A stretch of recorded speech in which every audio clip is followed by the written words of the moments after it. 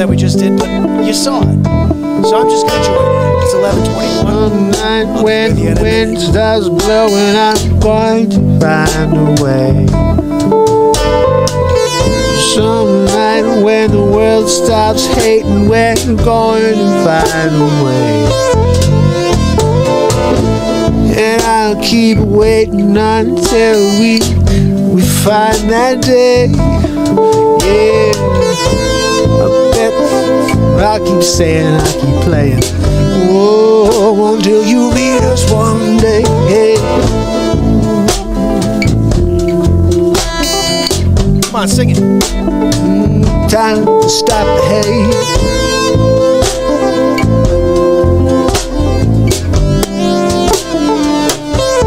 Stop the hate.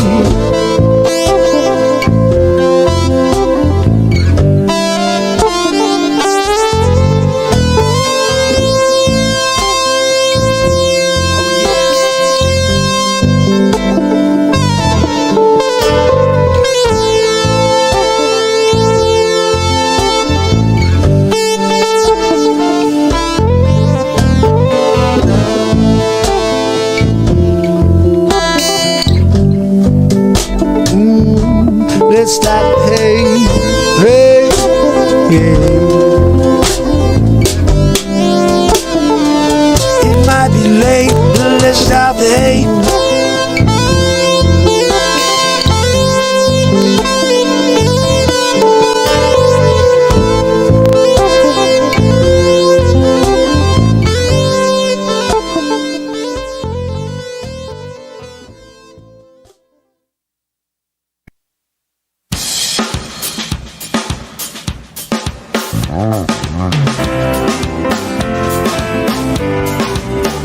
It's Wednesday. It's Mark Pires. I was walking down the road today, looking for another way to ease my mind, my living, and help my living. It's Real Talk. It's the daily variety show, Mark Pires Real Talk. I'm here to connect with you, to amplify your current state, and I'm here with you on day 800 in a row of the Mark Pires Real Talk show. Woo! All right, I'm done. You guys want more? How dare yo? You come down, Real Talk family. 800 days in a row. You don't pay respect. You can't pay respect, Real Talk family. Hold on now, man. I just can't figure you out. I'm gonna have to push pause over here. Sonny, Real Talk fam, what are we doing? They come down 800 days in a row where they can't pay respect. They can't pay respect. I come down with my express and my biscuit, and I'm dipping. I'm dipping the biscuit and doing a mixeroo. You do a mixeroo and you dip it into the express. You dip it and eat it.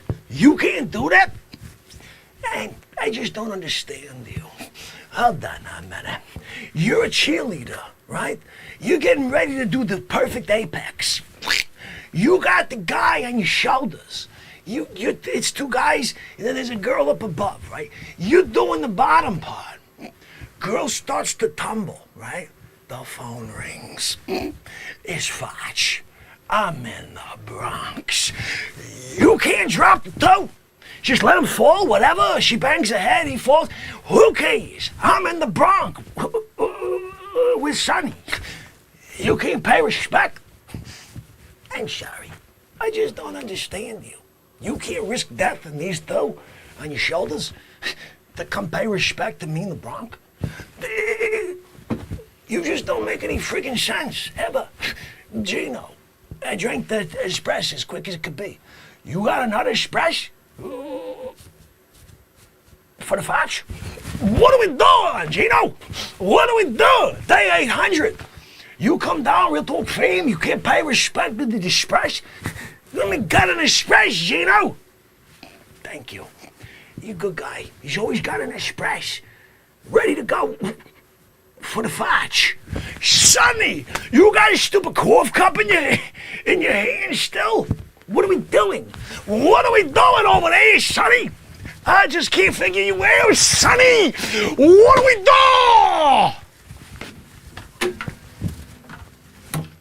do? We don't want that falling. How dare you? You can't leave a guitar right here by my table? Have it fall down? And pay respect? I can't figure you. Elbow in the Facce, Sonny. Elbow in the Facce. Hey. I'm sorry. I can't really elbow him in the Facce. You know, them fists of fury. You can't mess with fists of fury. You do, you can get in trouble. You take you down. Sonny, how them fists doing? I have a feeling when you walk, it's like, and you fall to the ground. Because you got cement fists. Sonny with the cement fists. Who knew? I don't know. Oh my goodness. What are we doing? All right, I was testing earlier to see if my volumes were working. We're back! Hold on now, man. I want to say hi to Will. I want to say hi to Mannequin. I want to say hi to Sid, my brother. I want to say hi to Sig. Say hi to Jerry. You can't pay respect. I'm sorry. I can't figure. What are we doing? I think we have to start because it seems like people like the Facce. It's day 800 in a row. I'm going to play you my favorite Facce bit. Recent favorite Facce bit. Because bottom line is we're always dropping the Facce. And this one right here, do you guys want to see the Wayne Doppler bit? Should I premiere it for us right now? You just saw it over on Wages. I'll save it till tomorrow. What I am trying to find for you is the old... Let's see. What am I trying to find for you? It's the wet market bit with the Facce. You can't go to a wet market, get a fresh cut. I can't figure. This pisses me the frig off. How do you have 66 views on the planet for this? This is a great clip right here. Hold on. Guys, someone share this to Reddit. I think I just saw it. That's how you get things seen, is share it to Reddit. I just don't know how to do that. Check this out, okay, guys? Right here, this has 66 views. There are 7.7 billion people on the planet, and this has 66 views by Menon. Come on, this stupid thing. How dare you give me a problem? Real talk family. Hold on. Okay, we're doing the trickaroo. Yeah, we did it. Yippity yappity you. Salam. This is Malik Mujahid. I don't know what you just said. I want to talk to you about something. Okay. Here we go.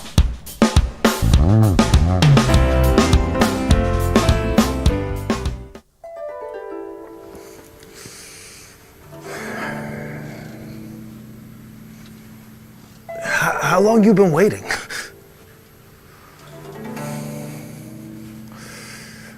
You got any fresh meat in there? How long has it been sitting out? I mean, what are we doing here? I come down to get a fresh cut. You got it sitting out there, flies, 17 days. How dare you? I can't figure. Do I need a number? Lady, we gonna talk?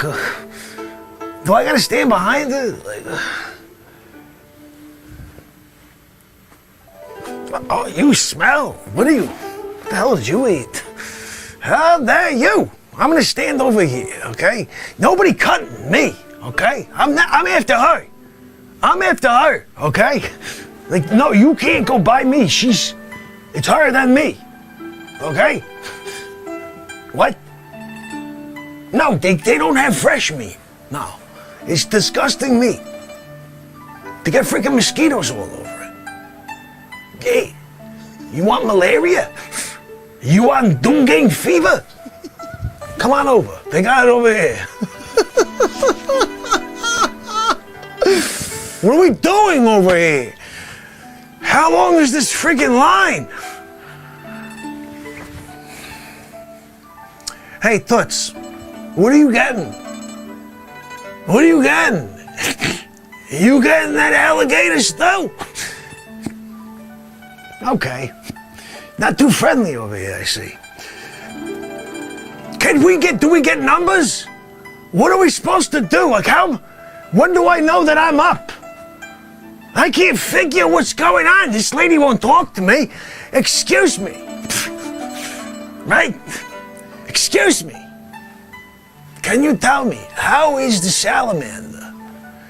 And do you get monkey brains? Do you like cook them? What do we do? She won't talk. Do you speak English? Do you speak the English? What are you doing? How dare this? I can't figure. Do I have to jump around back here? I'm just trying to get attention. I'm looking for some bok choy. How dare you? You can't give me the monkey brains? What are we doing over here?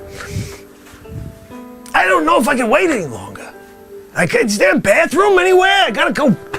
I'm looking for, it's not a number 2. Is there a bathroom? What are we doing? Lady, can you let me go next, please? I gotta go to the bathroom. And you're like doing this whole thing where you're gonna get like freaking sardines or whatever. Let me ask you a question. Wet market? So you're here, right? Serving the meat, chicken and pork to the people. Some fish too, I imagine. It smells like fish. I don't know. She does, at least. You can't, I don't know, pay respect and maybe get some meat that's not 74 years old? I see gray meat. I see the flies dying when they go and try to eat the meat. This isn't good. Hold on now, man. What are we doing? Lady, can you move? You're like Sonny in my freaking bit. Do we have a manager? Where are we? I'm gonna stand here all freaking day waiting for him to say next. I'm not next. I got, let's see, 1, 2, 3, 4, 5. There's like 9 people in freaking front of me. Hold on now, man. I needed a fresh cut. I needed a fresh cut. You can't bring me a fresh cut. I can't figure. I come down to get my fresh cut from Wet Market. You think the guy say, hey, you know what, Fox, we'll put you in there first, okay? You come on next. I got this lady over here. She smells like freaking fish. I don't even know what she ate. Could be something else going on over there. I can't figure. She won't even talk to me. You got a problem, lady? Elbow in the fire. Hold on now a minute, lady. What'd you say? I'm sorry. Elbow in the fudge. What do we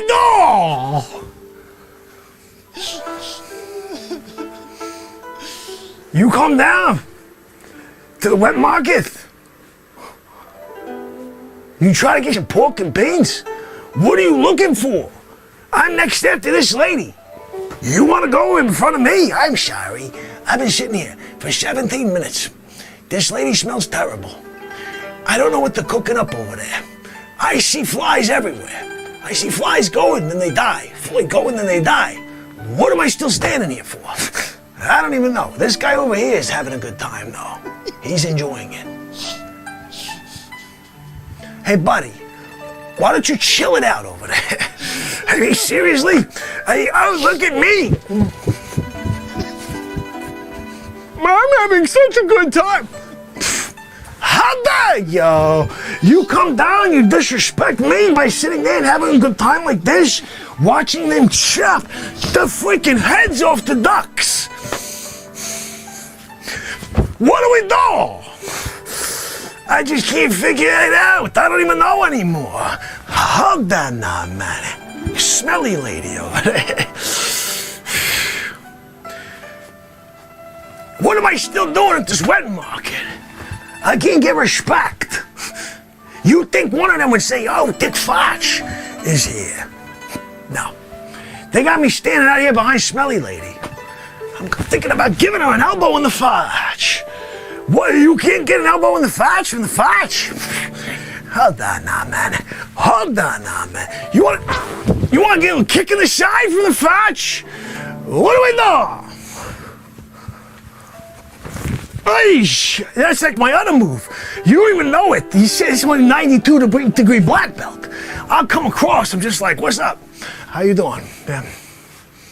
Huzzah! Elbow in the fudge. You can't take an elbow in the fudge and say, I'm sorry. They should have respect. Bok choy, let me get some of that. Could I get a pork and chips? I'm looking for chicken. What are we doing over there? Can I get myself? I need some of that really, really terrible octopus. She smells like it. Could I get some to go home? To bring, give me it in a freaking paper bag. What are we doing? This guy over here. What is this guy doing? Buddy, look at them armpits. This guy smells like Vietnam. The bad time of Vietnam, when they were killing people and they were in the friggin' river. Hey, the rice paddies and stuff. I was there for a little while. The elbow in the thatch. You can't disrespect the thatch. They're disrespecting the thatch. I'm here. I don't even have a freaking typo. I gotta stand around. And get no respect. I can't figure. What are we doing? Smelly lady over here. It's the last time I'm coming to this wet market. Oh, the old wet market routine. You want me to talk about when I come home? No, we don't want you to talk about it at all. Mary, how are you? Axe in the house, my brother. Sydney, Texas. Sig. Chris Donaldson. Elizabeth. Good to see you. A quiet soul. Always have a quiet soul, fam and friends. G513 in the house. I'm loving it. Will, how you doing, brother? Mannequin. I got more for you. You guys want to see something else? Oh, there's Shondell. How are you, my friend? Good to see you. Rose. All right, so guys, I have a couple things to play for you, okay? First thing we're going to watch. It's day 800 in a row, by the way. 800 days of long-form positivity, variety, music, comedy, unscripted goodness, I like to call it. And guess what tomorrow is day 801. Woo! So I'm going to play you guys the Stuck on Mars. I'm really in love with the part 2, even though part 1 was cool. Part 2 is so freaking funny. I start filming part 3 tomorrow for you. I'm not sure if I'm going to drop it tomorrow night. Probably, because that's usually how I work. But we'll see. I think tonight I'm going to play you a few things like what I did on day 500, 600, 675, which was... maybe not that one, but I'm going to play you the ones on the core days and show you some stuff. We may do the premiere of the Wayne Doppler clip on Wages World. It's a little bit different than the one you watched on Wages World. I added an intro and an outro just for my show, so I may upload that still. It's ready to go. All I have to do is push premiere. Who wants me to do that? I may do that. Right now, though, in this moment, what I'm going to show you is what I like to call the fart on your Facce. Here's the bottom line. In 2006, I was at Gettysburg College, and I actually filmed everything. So I filmed this clip. I don't know if I'll be able to find it this way. I have to get into my own little area here to find it. Yeah, it's not popping up.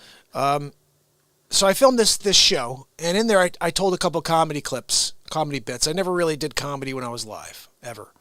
But this bit I did. It was 2006. I got in front of him. I shared 3 things that I do, little comedy clips.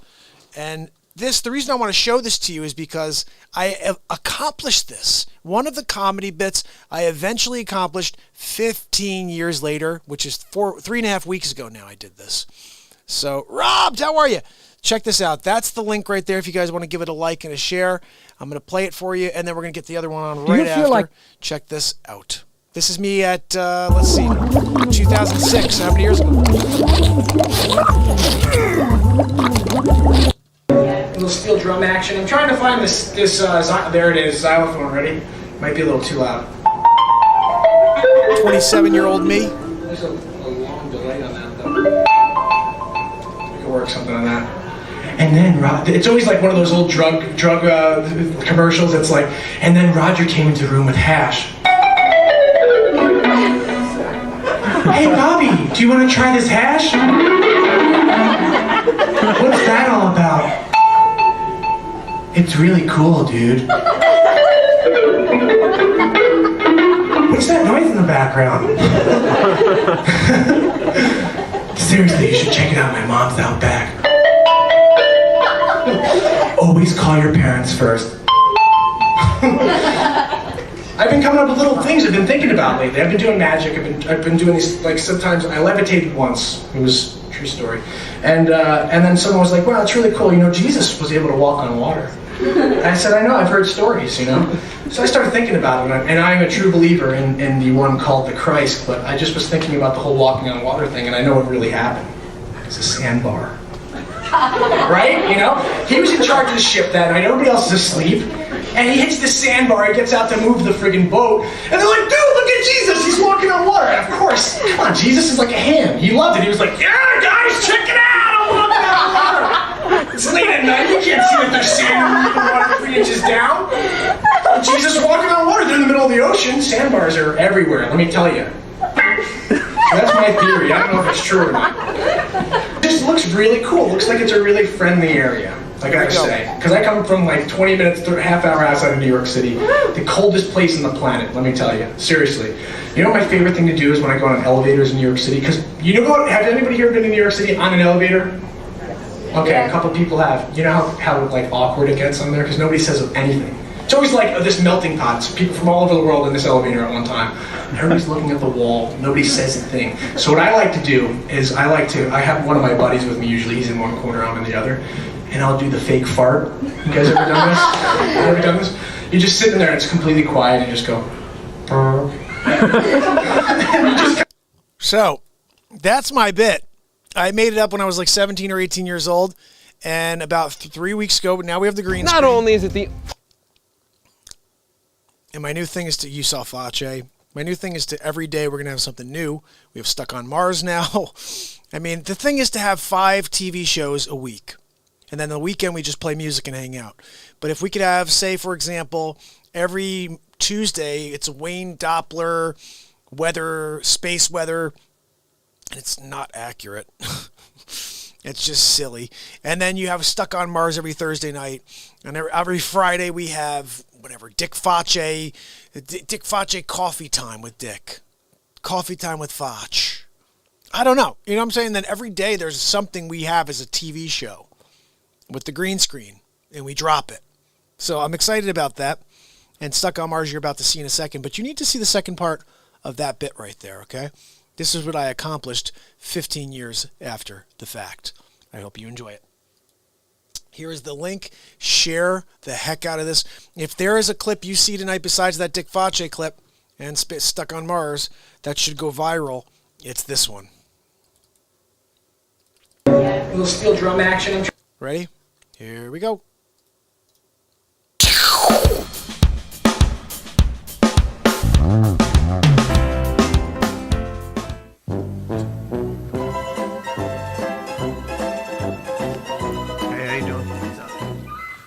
Not much. Hi, boys. How are you? Like your shirt. Star Wars. It is a nice shirt, isn't it?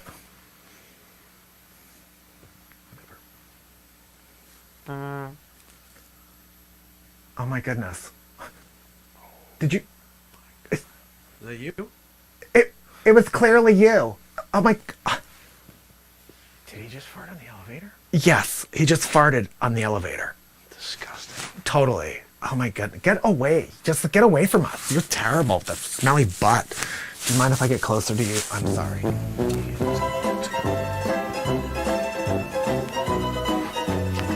Hey, how you doing? What's up? Not much. Hey, how's it going there, Like fellas? your shirt. Star Wars. Star Wars. What are you, a little 7-year-old? How dare you? Are you kidding? Did you just... Is that you? You're about to get an elbow in the fotch. You can't fart. Did he just fart on the elevator? Yeah, he just farted The elevator. I'm gonna stand closer to you. Disgusting is right. You're a pig. You ever been elbowed in the Facce? How dare you? Hey, how you doing? What's up? Not much. Excuse me. How you doing? Like your shirt. Star Wars. I'm not wearing a Star Wars shirt. What are you talking? Oh, him. Whatever. Are you freaking... Did you just... Is that you? It was you. Are you kidding?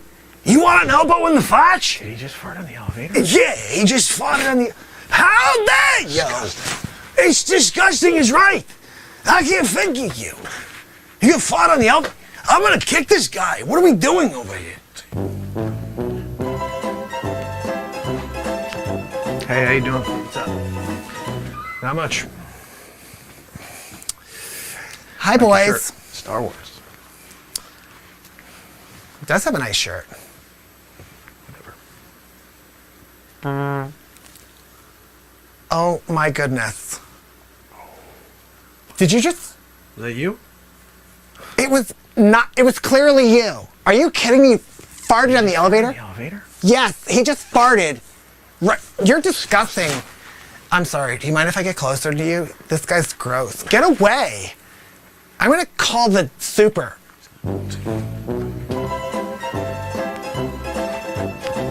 Hey, how you doing? What's up?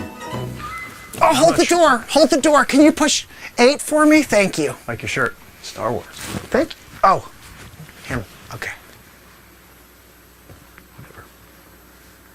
Whatever. Oh my goodness. Are you... Is Are that you- No, it was you. It was him. Are you... Did he just fart on the elevator? Yeah, he just farted right in the elevator. You're disgusting. Get the hell away from us. I'm gonna get close to you. Do you mind? You're a pig. Freaking rock and roller.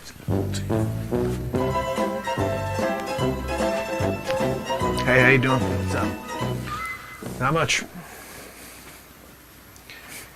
Like your shirt. Star Wars. Gentlemen.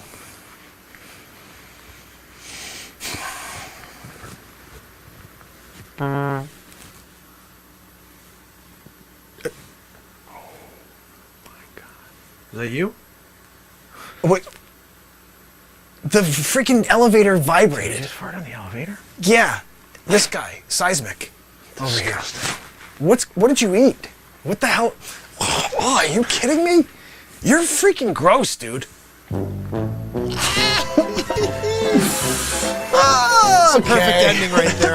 This is the best part you have to see. Freaking rock and roller. How dare you? Hold on now, man. You gonna hang out elevator style? Alva, how you doing? Holy cow, guys.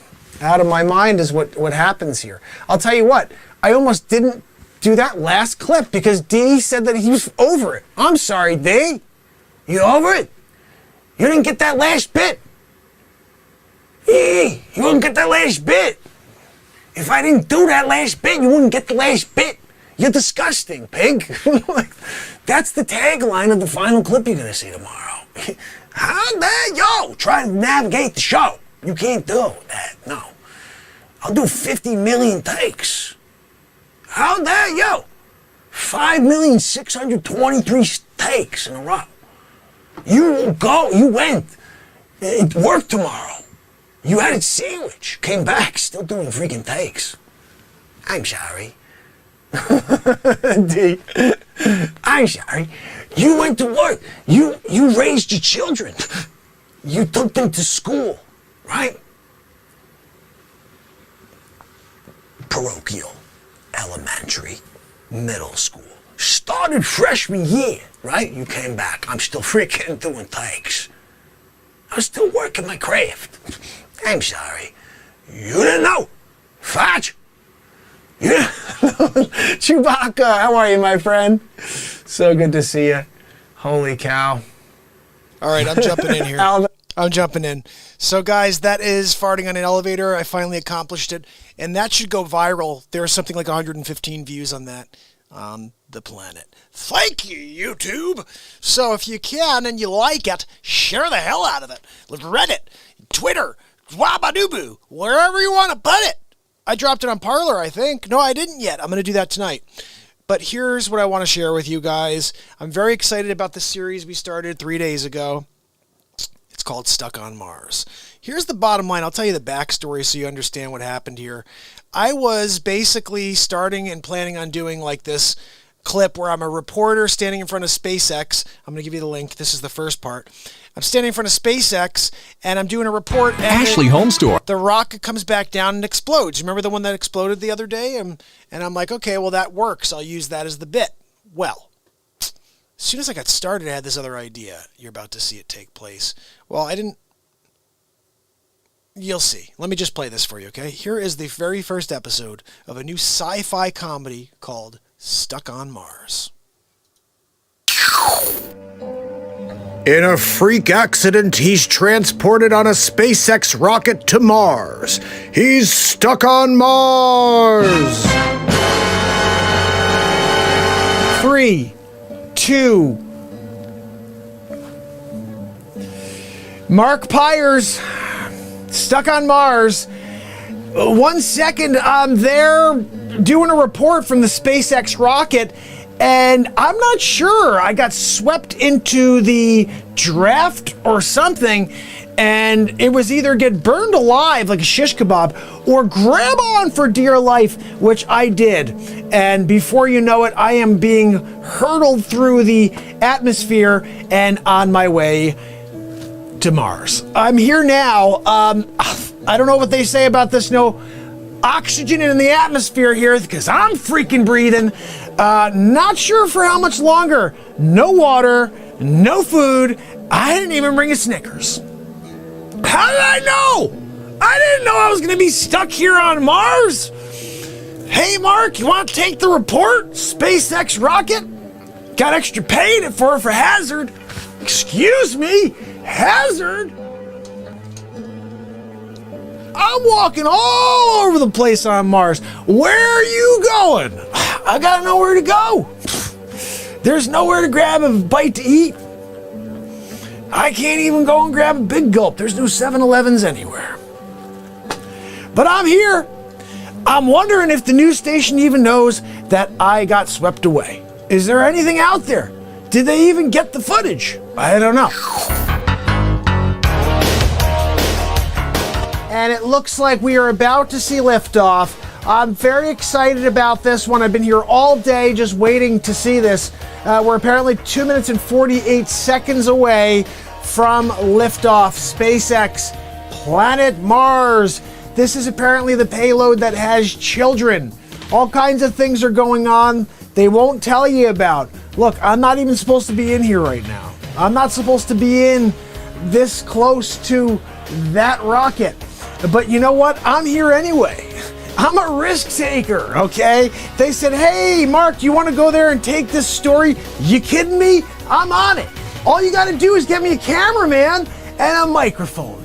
Got the microphone, got the cameraman. I'm ready to go. All I want to see now is that rocket taking off. Can we get that thing up in the air? What are we doing? Where's the red button? I'll push the button. Just freaking give me the button to push. And let's go. I want to see it up in the air. This is Mark Pires on scene. Channel 7 News. Waiting for the rocket ship. 1 minute 40 seconds. You want me to keep? I'll keep going. No, I'll keep going. Look, it's a really humid day here in Cape Canaveral, Florida. So basically, we're 1 minute and 3 seconds away from liftoff. And you know what? This is going to be one large step for man, one giant leap for mankind when we go up to Mars and drop these children off. There's a couple of women as well, women and children. They're going to start a civilization there. Elon Musk, he's ahead of his time. So bottom line, 1 minute and counting, 59. We're going to do the countdown together. And all I want you to do is watch this beautiful craft take off. I should probably, I'm a little too close to this now. We are officially 37 seconds away from liftoff. I cannot wait to see this. Should I be here? I don't think I should be this close. And shouldn't I, like, get away? Look, I'm gonna book it. I'm gonna book it on the countdown. We're gonna do 10, 9, and I'm gonna run out of here. And I think I'll be okay. I don't know. We're gonna check it out in a second. 15. Look, I'm getting a little nervous. Where's my producer? What am I doing here? I shouldn't be. Not 8, 7, 6, 5, 4, 3, 2, 1. Lift off! Yeah! Oh my goodness! Oh my God! I should never have taken this gig!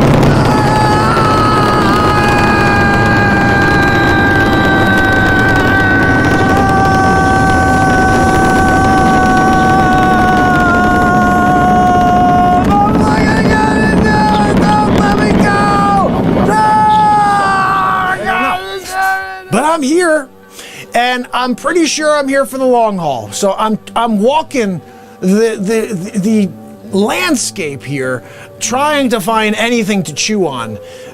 Plenty of air, I got that. I just don't know what to do for food, for beverages, or really tonight, this is not going to do enough to get me through my first evening here on Mars. But I did want to quickly see if I can somehow get through, broadcast Mars to Earth. I don't know, maybe Channel 7 can somehow take this broadcast and get it out there, because I'm here on Mars, the only freaking human here, and I don't know what to do. I need some companionship. I can't even talk to anybody. I can't even find like an alien to talk to. I'm gonna keep walking around, I guess, but I'll be here for a while. If you get this message, if you see this message at all, please contact Channel 7. Let them know. No children on that ship either, apparently, because I'm all alone. They're like, oh, Mark, this is the one that's taking the children to Mars. Okay, I'll take that mission. That's a good one, because it's a big story for my career, you know? Oh, look, your first big story, Mark. The Mars trip that they bring the children to start the new civilization. You can do it. Of course I can do it. But I didn't know I'd now have to be in freaking Mars.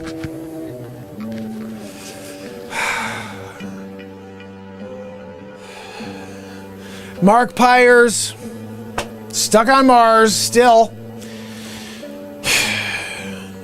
Can't get through to anybody. I went back there to that archipelago. Nothing. I couldn't even get like a signal from my phone. Nothing. Also, my battery's about to die, so can't solar charge that thing. Didn't bring my charger. Didn't know I was getting swept up and taken to Mars. Anyway, stuck on Mars, the saga continues. There's literally nothing to do here. No sports. There is nothing. Channel 7, you could have given me something. You could have let me know. Bring a bottle of water. Hey, Mark, you know, you may be gone for an extended trip on this one.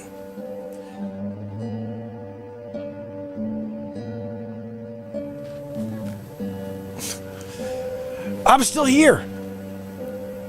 I'm stuck on freaking Mars. What am I supposed to do, though? There's nowhere for me to go.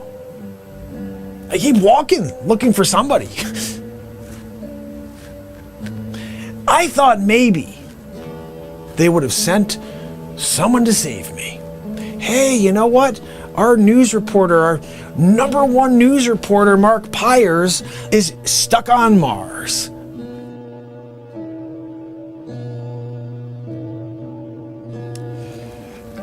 It's Mark Pires, the saga continues. I am stuck on Mars.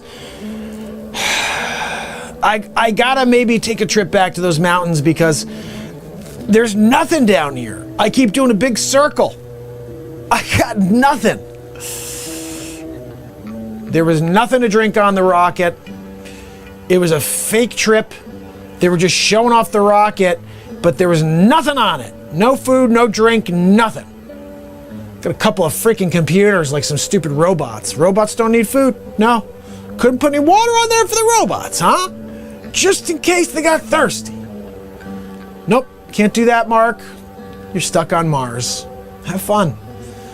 Look, we may not see you until 2029 because we're not really planning on making a trip there for humans.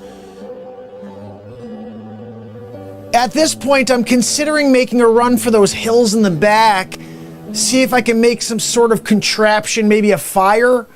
I don't know. I'm trying to figure out how I can get out of here before I die. You gotta have food to sustain, Mark.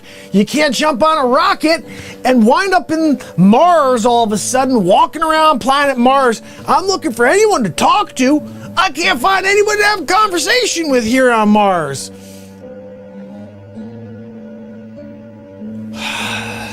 Mark Pires, stuck on Mars. I'm going up this hill right now. I can't even get any water. I'm so thirsty. I keep wondering if maybe if I get to the top, if there'll be like a basin of water, something.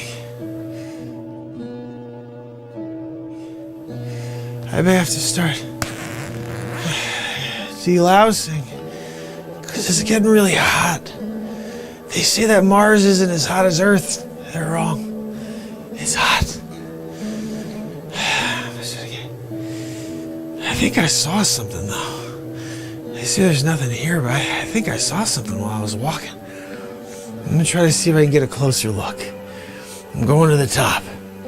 Mark Pires, stuck on Mars. Here I go. Will they send someone to save him? What did he see? Find out next time on Stuck on Mars.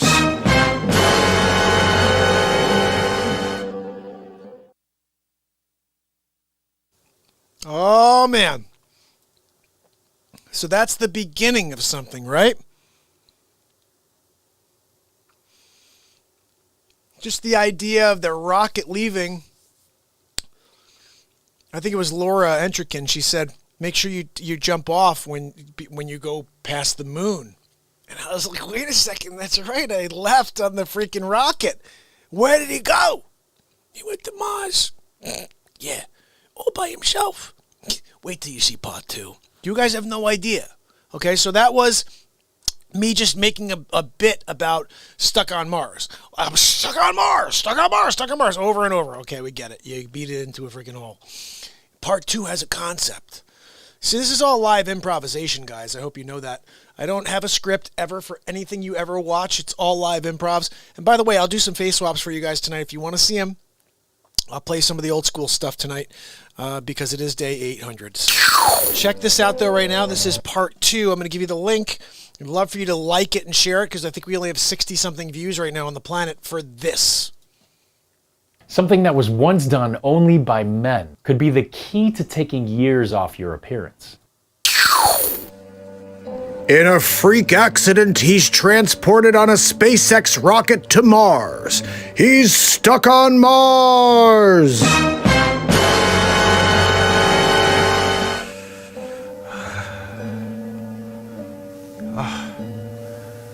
Mark Pires, still here, stuck on Mars. I've been here for a good 24 hours now. At this point, I'm just looking for like a cave or something, see if I can get a little rest. I'm afraid of like a pelican coming and like eating my eyes or something while I sleep. Yeah, I know Mars, whatever. Something. I'm afraid of anything at this point. This is an alien world. Anyway, I'm gonna keep going, see if I can get lucky and find a cave.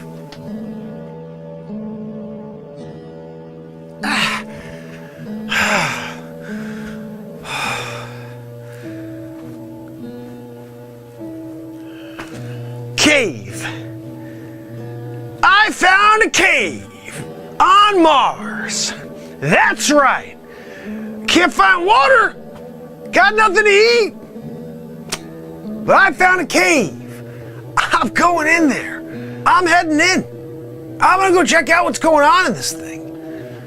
I've never been in a cave on Mars. Wonder if it's any different than a cave on Earth. Let's take a look.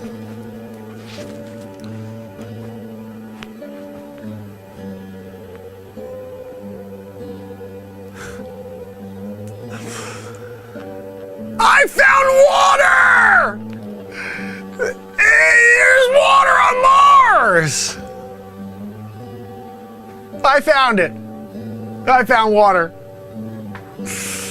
Of course, I'm stuck on Mars, so it's not like I could do anything with all this water, but I found a plentiful source of Mars spring water. And so for all of you out there naysayers, there's no such thing as water on Mars, you can't sustain life. I'm freaking here, and there's water. So I'm not sure where you got this whole thought process. No water on Mars, can't breathe on Mars, no oxygen on Mars. Hello? Stuck on Mars. So I'm here in this cave with water, Martian water over here, and at least I've got water. What the? Are you kidding me?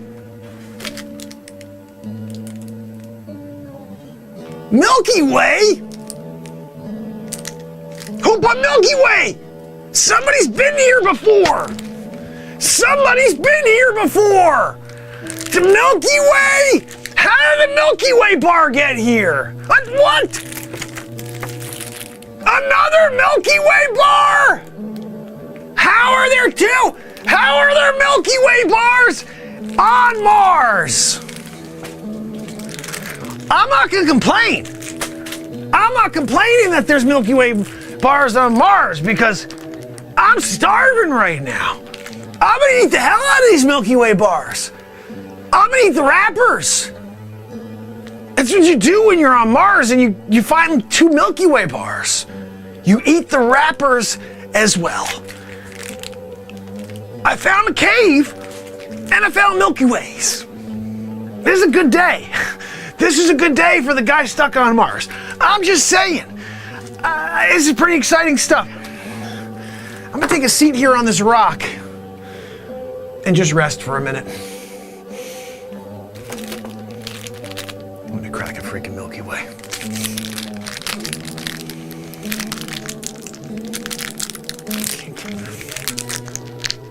What the hell do they make this out of? This one's not a normal Milky Way.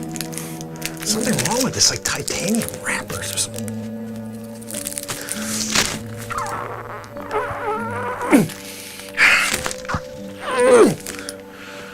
You gotta put the microphone down.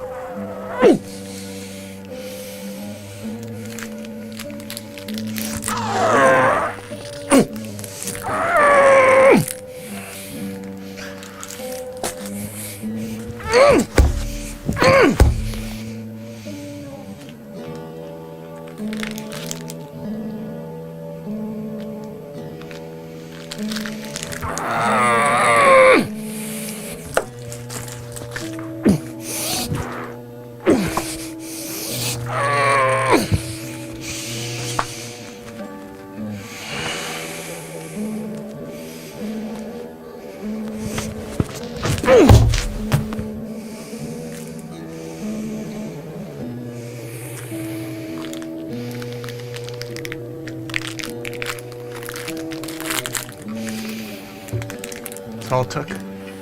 That's it. Oh.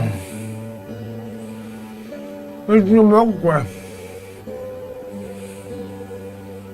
Oh, I feel energized! I feel energized! I don't care if I'm stuck on Mars now. I'm stuck on Mars with Milky Way bars! Woo!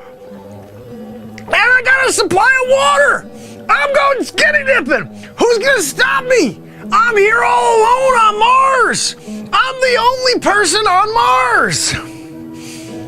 Do you know I'm the smartest man on Mars? I am the richest man on Mars. I am also the most alive man on Mars. And I'm also the only person on Mars who could swim in that. I also get to die alone on Mars, I guess. That's That one's not very good. But we're still hoping. We're still hoping that we're going to run into somebody. Maybe an alien. Maybe we run into the rover. And I'm like, hey, guys, I'm here. Got caught on the SpaceX rocket as it was leaving orbit. Now I'm here, stuck on Mars, but hey, found a Milky Way bar, so I'm at least okay for today. Not sure what we're gonna find for tomorrow, but I'll keep a-searching. I'm half expecting some sort of animal to come jumping out of that water to eat me right now. Let's hope that doesn't happen, people. We're here stuck on Mars. You don't need to have some sort of attack in the water. All of a sudden, I can't even have any medical attention because I am also the only doctor on Mars. When you wind up being the only of everything on Mars, you gotta be pretty careful. You can't go walking all over things. You can't jump in the middle of a chasm. You can't jump over a crevasse. You can't go jumping into some crazy spring water filled with possible serpents. You gotta take it easy. I'm gonna do one of those I'm gonna creep up. I'm gonna do one of those creep up things and put my hand in the water. Just grab a little water, right? And walk away. I'm gonna try to, while I go, I'm walking away. Because if you get too close, there's a chance something comes out and grabs you. Now I'm here in my own private cave. I'm also the largest landowner on Mars. I own this cave. And also I own all of Mars, really. I'm gonna think about putting a flag out there that just says Marks instead of Mars. It's Marks because I'm here. I am the first person ever to stand on Mars. And guess what that means? I'm colonizing it. Woo! This is Marks. This is not Mars.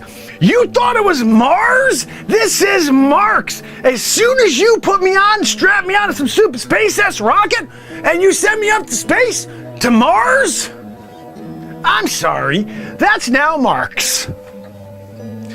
I'm gonna go. I got a Milky Way. I got a Milky Way. When you got Milky Way bars and you're stuck on Mars, you put a flag in the ground and you call it Marks. That's right. Look, I think I need to take a nap. I'm getting overly excited about this idea of having a Milky Way. Right here on Mars. Yeah, I'm all alone. Yeah, I'm stuck on Mars. But I'm happy. That's right. Everybody ripping on my ear. Everybody asking me for bills to be paid. I'm here on Mars all by myself. I got a Milky Way over there. What do you got? Oh, yippity yappity you. And you need to pay this bill. You're not on Mars. You can't get the luxury of being here in a cave by yourself. Spring water? Mars spring water? Milky Way? Welcome to Mars. See you tomorrow. Will they send someone to save him? Will he make it through the night? Find out next time on Stuck on Mars.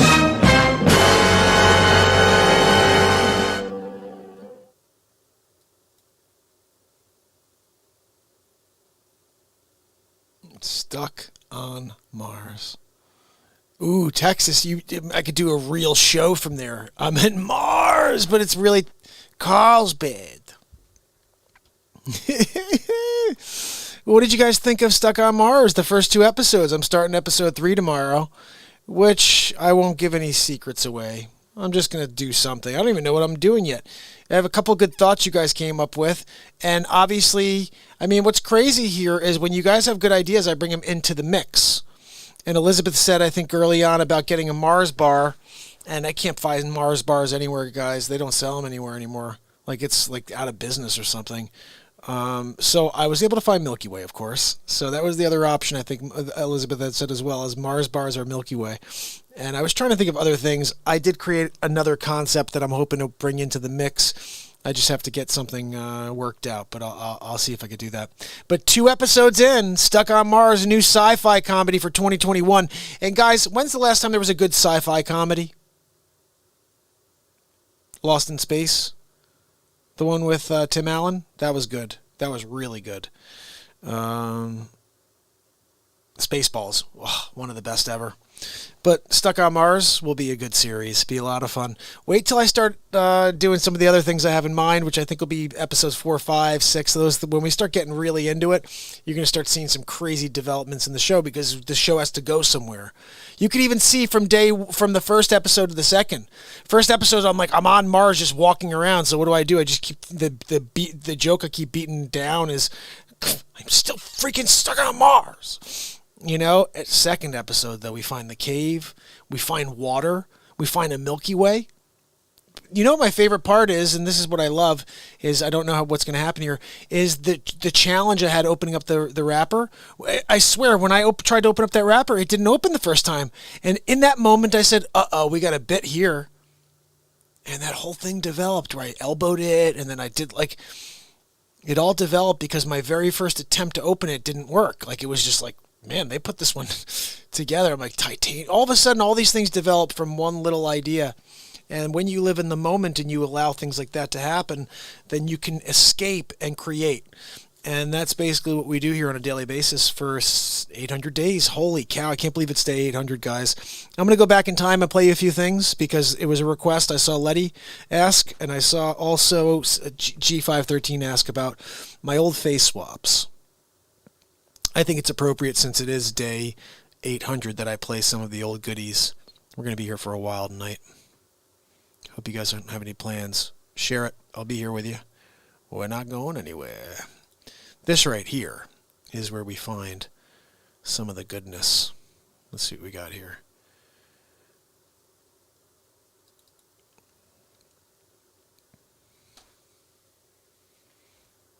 All right. Let me play you.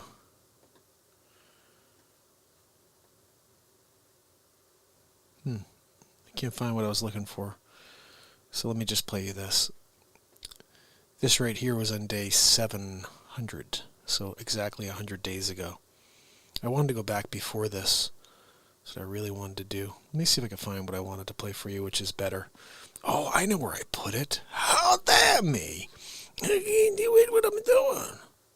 What are you doing over there? You can't play pay respect. You can't pay respect. Maybe it's not there. I don't know where it is. That's always interesting. Oh, wait. Maybe I could put it in. Oh.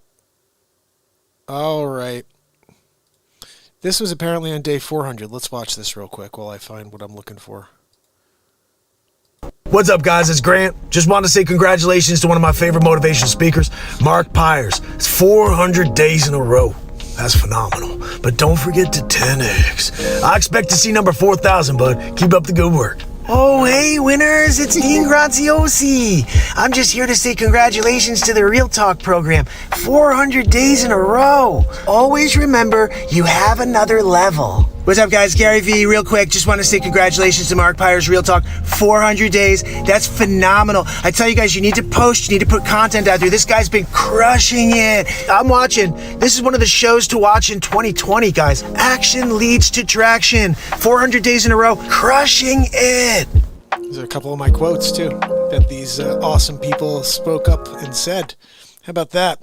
We're going to go through some cool stuff right now. You guys ready for this? Face swap time. Face swap time! Here you see some more of my creativity. My insanity, I guess you can call it. Let's see what we got here. I'm going to go way back. I never did this, guy, so I tried.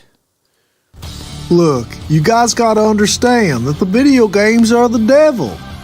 If you let the video games into your house, your children are gonna be addicted. It's awfully easy for you to go out to dinner and pass your child a social media distraction, we call it. Just give your child an iPad. If you want to have children that can sustain a normal life, you gotta get rid of the technology. Oh my goodness, so stupid. I never did him before, so I did it that night. I started trying people because I was like, I'll try anybody really if someone requests it. And then even without requests, I started trying different people. And I don't know if you guys saw any of these, but these are always very funny. Update, March 11, 2020. The sky is falling.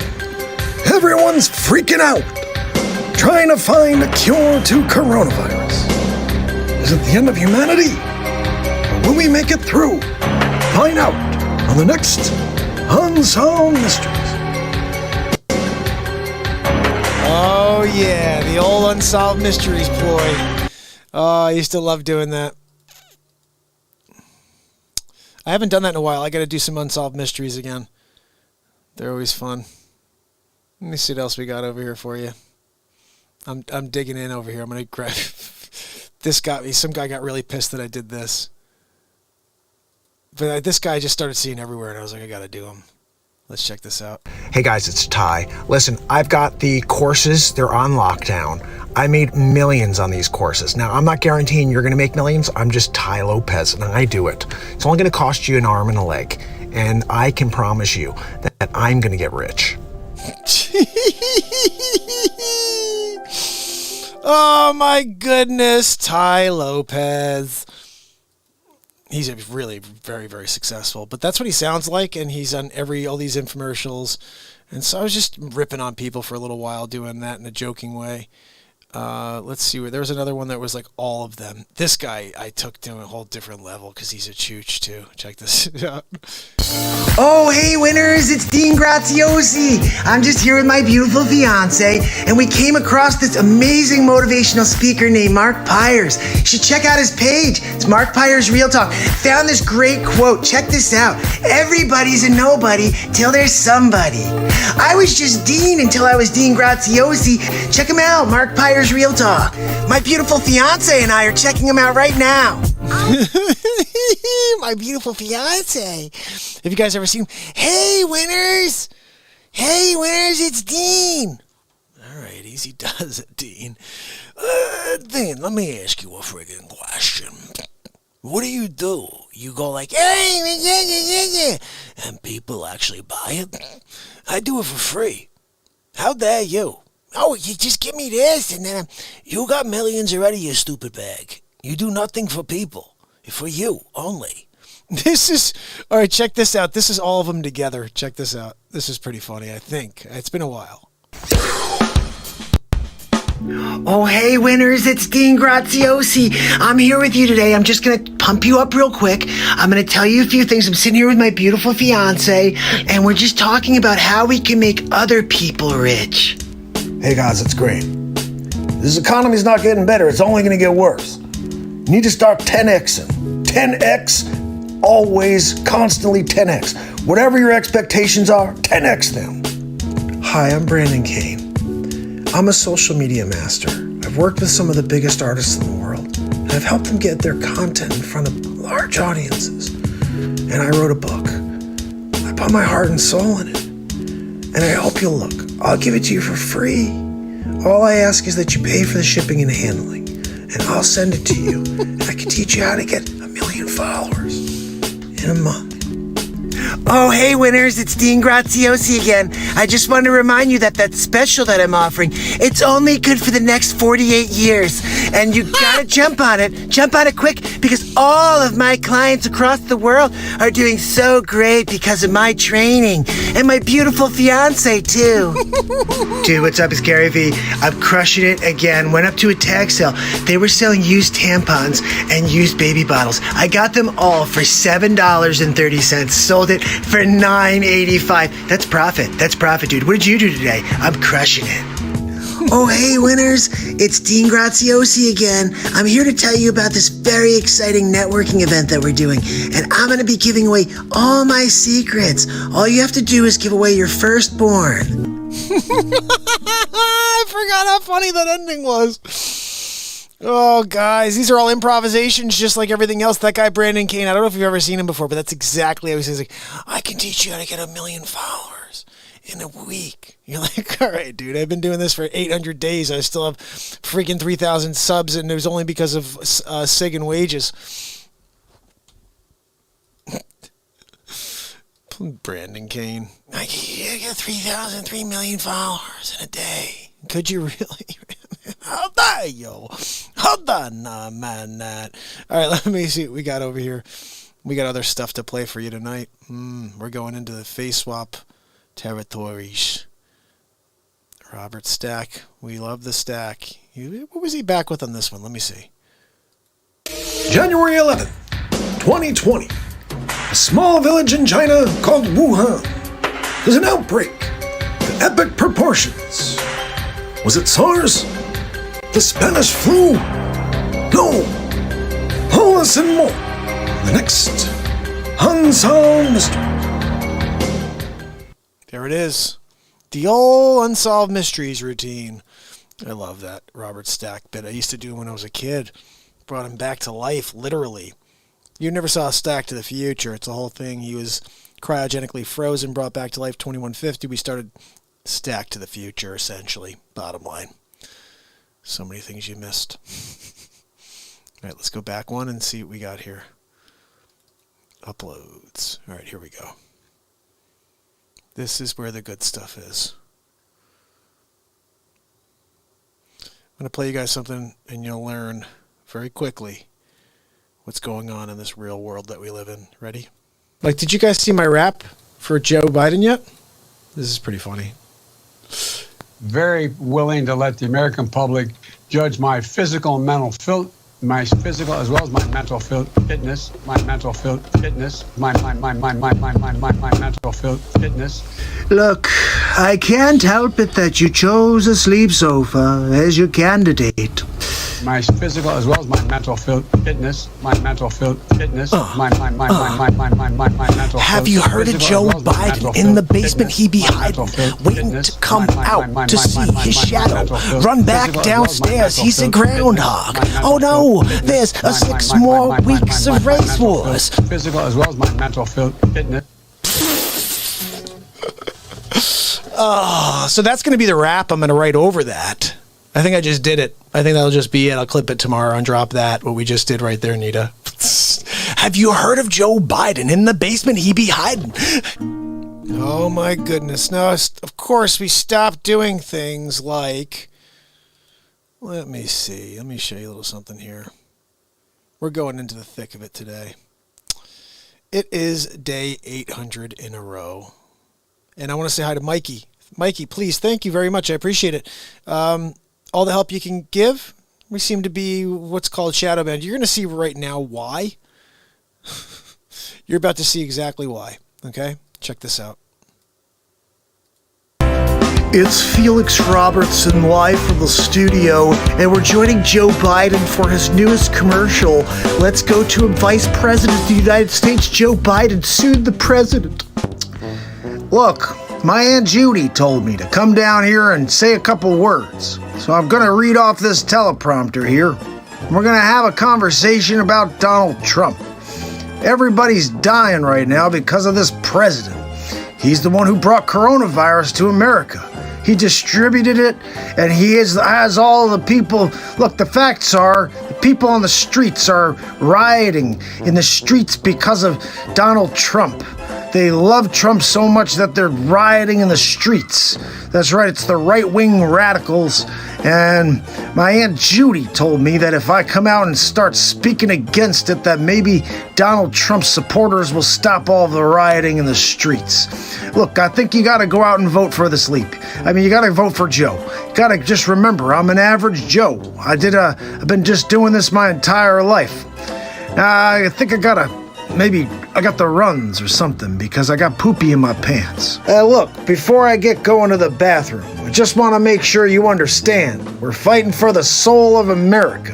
The only person that can save it is a politician for 47 years that hasn't done it once in those 47 years. My Aunt Judy said I could do it now, though. Just move that teleprompter up a little. And I appreciate you. and I look forward to being the next president of the United States of America, Joe Trump. Oh my goodness. Beck's in the house. Hey, Bex. Good to see you. Oh my goodness. What do you think? What do you think about that? I made a bunch of those, guys. And yeah, that's why I've been in a hole for 800 days, is because of that. Not really just because of that. I'll show you another reason why. And this is, again, not necessarily to... I'm going to just pick something out here that's not too crazy, but it's going to show some of the other impressions I do at the same time, okay? Here we go. I'll go to a Trump show. You guys never saw the Donald Trump show. I created 35 episodes. There is a playlist. You can check it out anytime, guys. Well worth the view. It's called Donald Trump Show. And here it is. This is episode 22. And this was day 600 in a row. So 200 days ago I did this. Check this out. It's Hammerlin Jamison with episode 22 of the Donald Trump Show. Ladies and gentlemen, Donald J. Trump. Thank you. Thank you very much for inviting me to speak at the 600th episode of the Mark Pires Real Talk Show. It's been quite a journey. I have to say, he's done a lot of face swaps. He's done a lot of different shows about the Trumper. But on top of that, he's got some episodes of the Trump Show that are pretty good. Making fun of Pires, Sleeps Over Joe. You know, we're calling him Joey Futon now as well. He's a futon. You can get futons or sleeps overs when you stop by Sleeps Over Joe's warehouse. Comes in 7 fabrics and sizes. The Senator, it's a lumpy mess. Just like the Sleeps Over, really. Look, I've got a few people that want to say happy 600th day to Mark, so let's get into it and see who we got. Number 2, it's been 600 days, and he's still alive. No matter what we try, Dr. Evil, he keeps broadcasting. But Dr. Evil, he did not follow our projections. Silence. Enough of this insolence. Everybody gather around. Look, I've got a plan. If we can just... Wait, no, hold on. Where are you taking me? Wait, let me go back because I'm trying to share my plan with them. Okay, let's send in the murder hornets. Are you kidding me? Dr. Evil called? Look, I'm kind of pissed at Dr. Evil right now. Pocket dialed me last time, and I think he's working with Fauci and Bill Gates. That's right, Evil Gates. Anyway, that's another story. What else we got? Yeah, I got one for you. It's Mark Pires' 600th day in a row. And I called Artie to see if he wants to say anything. Hey, Artie. Yeah, I'll say hi. 600 days. That's freaking crazy. Congratulations. You know, I don't know about you, but I miss that tag team duo. Seriously, Norm Macdonald and Artie Lang? That's a match made in heaven. I'm wondering if God had that plan. Look, if we put these two together, they're going to make magic happen. Anyway, what else we have? Hi, Mark. It's Mark Zuckerberg. Look, congratulations on 600 shows, but I'm going to continue to block your show because I don't like your content. Maybe if you didn't talk about Donald Trump, I wouldn't suppress your program, but I suck. So wait, let me get this straight. So you censor the Real Talk program, and then you're going to call and say congratulations? Oh, congratulations, Mark, for broadcasting and me blocking you every single time. You're doing great at getting it nowhere. Anyway, what else we got?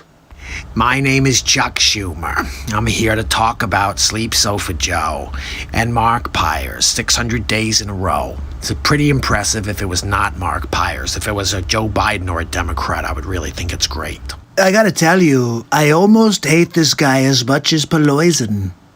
All right, who's next? I just wanted to wish Mark Pires a happy 600 days. That's a lot of days in a row. And we've been working on the coronavirus vaccine for like 20 years now. So I know what he's going through.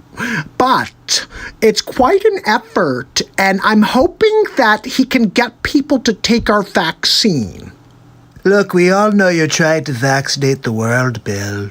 And I just want to strap you down and to give you the first dose. Well, hi, Mark. It's Sleep Sofa Joe Biden. I know you've been calling me Joey Futon, but look, I plan on beating Donald Trump in November. The fact is, I got an earpiece in. They're telling me everything to say. And if I don't say it right, I got the teleprompter as a backup. My Aunt Judy told me I could be a heck of a president, Mark. So I'm counting on you for your vote. Gotta beat Donald Trump, and we need the real talk show. Normally I'd be like, that's cool, but it sleeps over Joe, and I'm actually kind of surprised he didn't fall asleep, Mark, during his little speech there. But there's still time between now and November for Sleeps Over Joe to fall asleep on his futon. That's right, Joey Futon. What do we got next? Hey, Mark, it's Al Pacino. Just want to wish you happy 600. Not many people cooler than Al Pacino. You know, I'd love to get a cappuccino with Al Pacino. Maybe a Dunkachino with Al Pacino. I don't know. My name is Andrew Cuomo. I've been here doing this Real Talk program a few times now. It's 600 days. You know, I was on here last at 500 days. I said this guy's gonna go over. There's no way he's not doing under 1,000, okay? But look, COVID's serious. If you need some PPE, you can send them to New York, and I'll put them in the nursing homes. Look, I gotta go, but happy 600, Mark. Freaking Cuomo, right? Unbelievable. How's your Cuomo doing? Andrew, I'm pretty sure Mark does not want to hear from Cuomo. But you have a really nice Cuomo, much better than mine.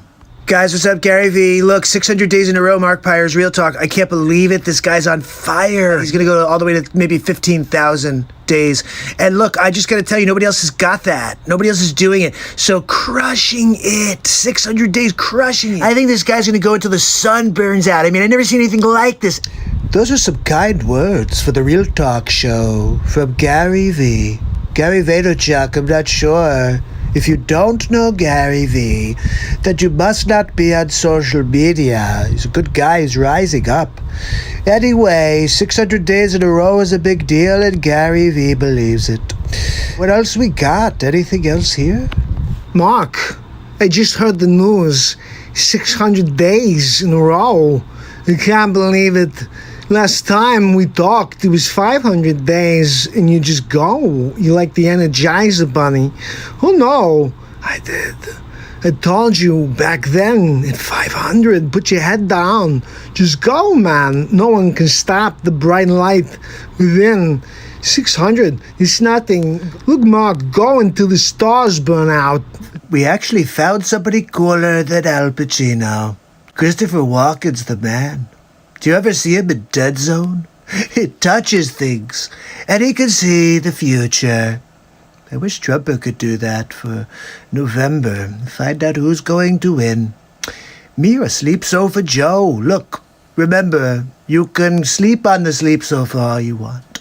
You also may find some change in the cushions in the sleep sofa if you're looking around for some spare change.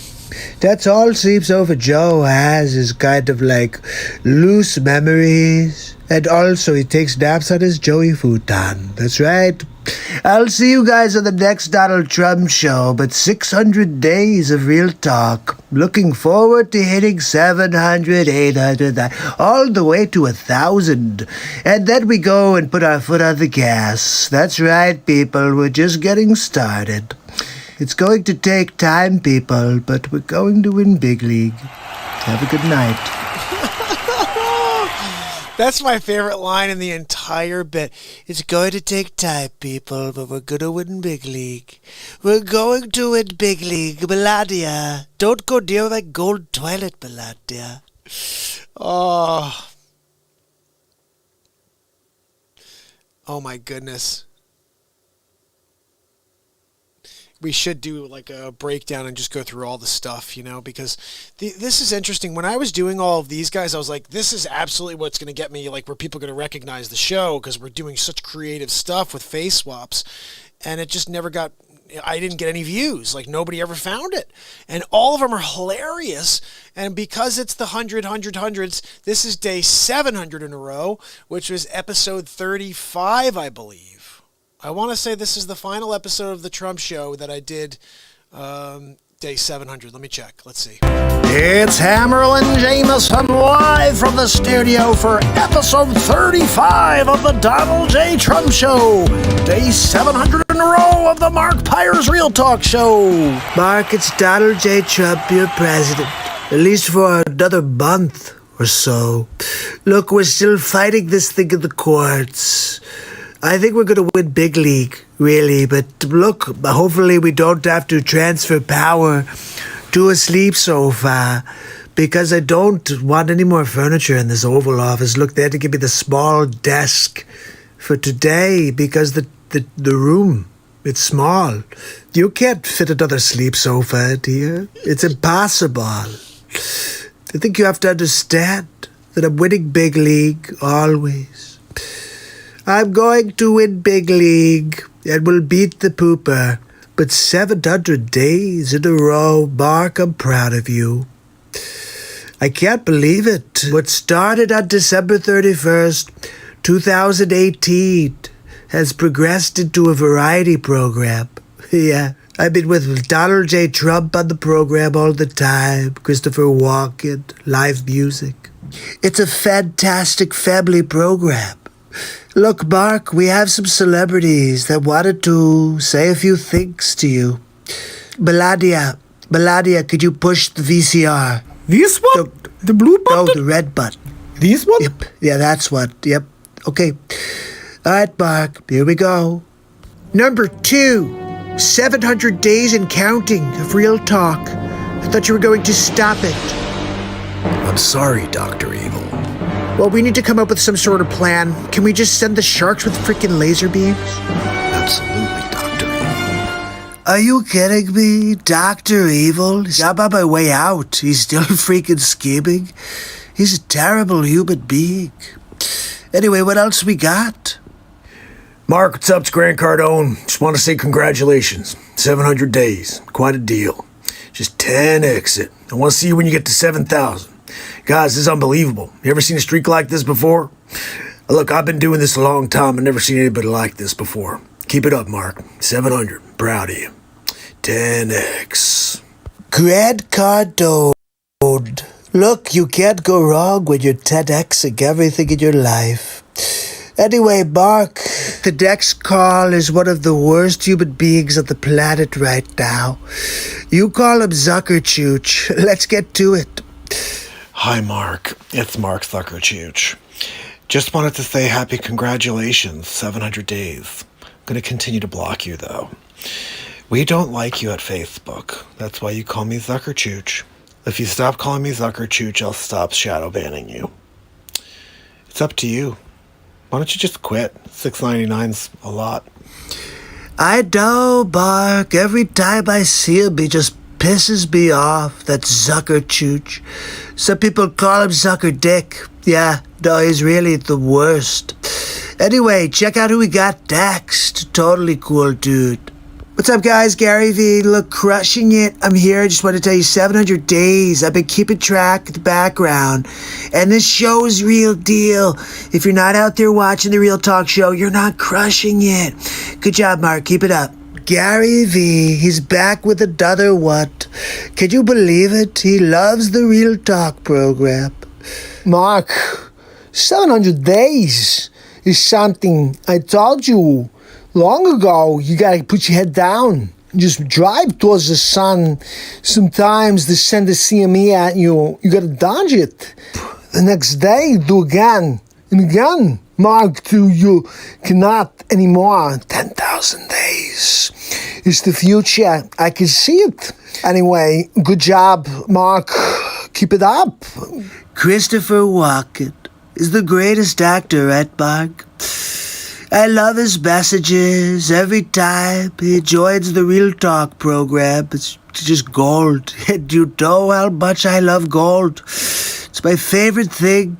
It goes Melania Barrett, and then gold is number one on the list. Anyway, what else we got? I'm Chuck Schumer. I want to say congratulations to Joe Biden, the new president of the United States. So excited. Oh, and congratulations to you too, Mark. 700 days is pretty good, I guess. Schumer, are you kidding? Can we erase that one and just take it out of the messages? I don't think Mark wants to hear from Shookity Schumer. I'm just saying. What else we got? I just want to say congratulations to Mark Pires. 700 days in a row. It's quite an accomplishment. And at Moderna, we spent 700 days trying to figure out how to kill people without them knowing. And it's strange, my fascination with global depopulation. This guy's a freaking ghoul, huh? I mean, are you serious? Okay, yeah, Bill Gates, why don't you pretend you're a doctor? Let's save the world with a vaccine that's gonna put nanobots in there. Yeah, we'll track every single movement, we'll turn them into currency. What else you got planned over there, huh? Let's take over the world. I'm sorry, that's Dr. Evil's move. Though I've seen you before, Bill Gates. I've seen you trying to get in the pants of Dr. Evil. I'm Chris Wallace with Fox News. I'm here to say congratulations to Mark Pires Real Talk. 700 days in a row. Quite an accomplishment. I've never done anything 700 days in a row except try to derail the presidency of Donald Julius John Trump. Derail is the right word for Chris Wallace. Did you hear the questions he asked me during the debate?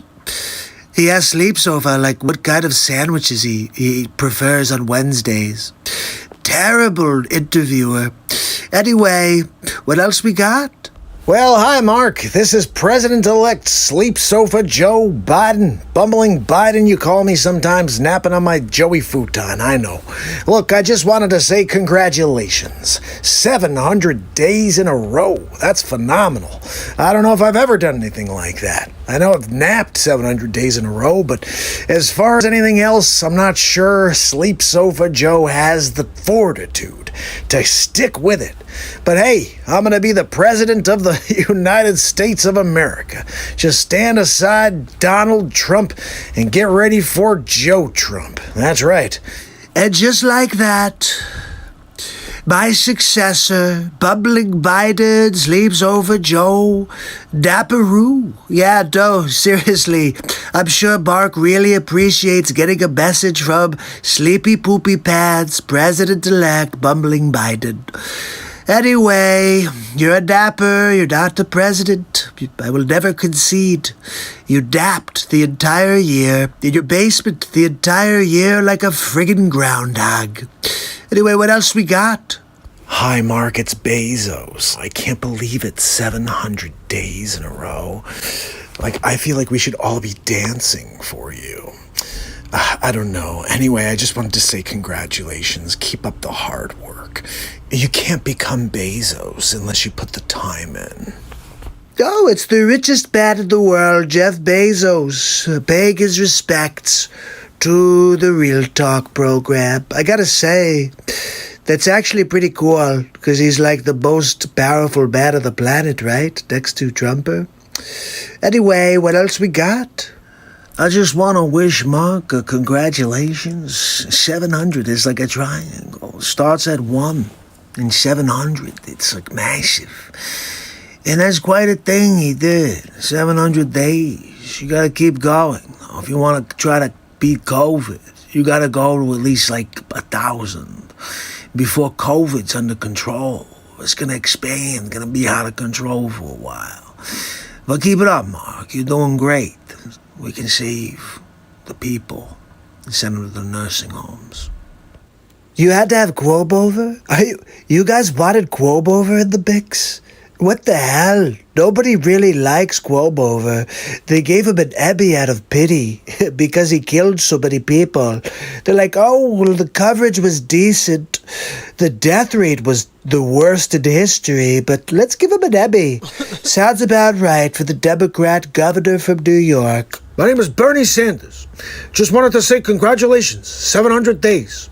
Go to the YouTubes. You know, I have gone to the YouTubes before, Bernie. I have. Yeah, thanks so much for that tip. Yeah, how you doing over there? You're gonna run the finances for the American people? Really? First trip out of the USA for Donald J. Trump. But Mark, you're going to have to stick around. You've got the Young Family, the Real Talk Show. Congratulations, Mark. 700 days in a row. Melania and I are very proud of you. Of course, that doesn't mean you can use the gold toilet when you come visit me. Still off limits. Anyway, I'll see you next time for the next Donald Trump show. Have a good night. Oh my goodness. Virgo Psych in the house. So excited to see you, Virgo. Karen, thank you so much. How long do you work on these voices? I don't. Okay, so if I hear them, I could do them. It's just like when I'm singing a song, I can sing any singer, as long as I could hear them singing. Like a Kurt Cobain, I could do dead on pretty much. I think I hurt my finger, so I really can't play right now. But by hurt, I mean my nail is like whatever. But I can play something for you, like a Nirvana tune, show you what I do with Nirvana. But the point is, if I could hear it, then I can do it. So, for example, for Christopher Walken, I could just hear him now. No matter what I'm saying, I could just talk like Christopher Walken. Wow, guys, you come down day 800. Oh, no, you can have a good time. You can't stop the train from going. You put the brakes on the train. You're going to keep going through the stop sign. Oh, no. I did. I knew the whole time. It's a bit of where Facce comes from, too, right? Where he's got the up and down. Whoa. Al Pacino. Whoa. Come down. Have a cup of coffee. I really liked Pacino as Scarface, though. You gotta be kidding me. Manny, you should have told him you was a horse. They would have let you in.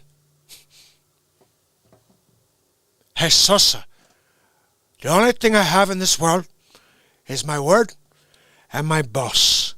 I don't break them for no one. Okay, man? Say hello. Oh, I can't scream that one. I used to love that bit, though. I used to love Scarface. It was one of my favorites when I was a kid. But yeah, I like to do impressions, as you'll see here. I'm going to do another something here for you. And this is a really cool one, okay? So what I wanted to say also, which is interesting, Karen, every single thing you see, every single face swap was done right before the show. So when I say that, let me just give you a good example. Lately I've been doing Stuck on Mars. Stuck on Mars, I'll start recording at, say, 6:30. I'll get the clips done, I'll edit, and I'll be live for my 10 o'clock show because I'm filming myself. Face swaps. I used to do the face swap at 8:30, and I'd be live at 10:30. So I'd actually get it done in 2 less hours than I do the Stuck on Mars stuff because I have to transport video and edit all this other stuff. Face swap's so much easier for me, but they're all improvised. I never wrote a thing. I never, ever wrote down anything and said, okay, I'm going to say this. I would push the camera live or record, and I'd watch the mannerisms of Trumper. I'd watch the mannerisms of Sleepy Poo Pants, and I'd just speak like them. And here's another guy who I just completely ripped apart because he sucks. Horrible human being. Right now, they're really bringing him to task, and I think we should see this one because of that. Talk about a chooch right here. Ready? Tell me this guy's not a chooch. Ready?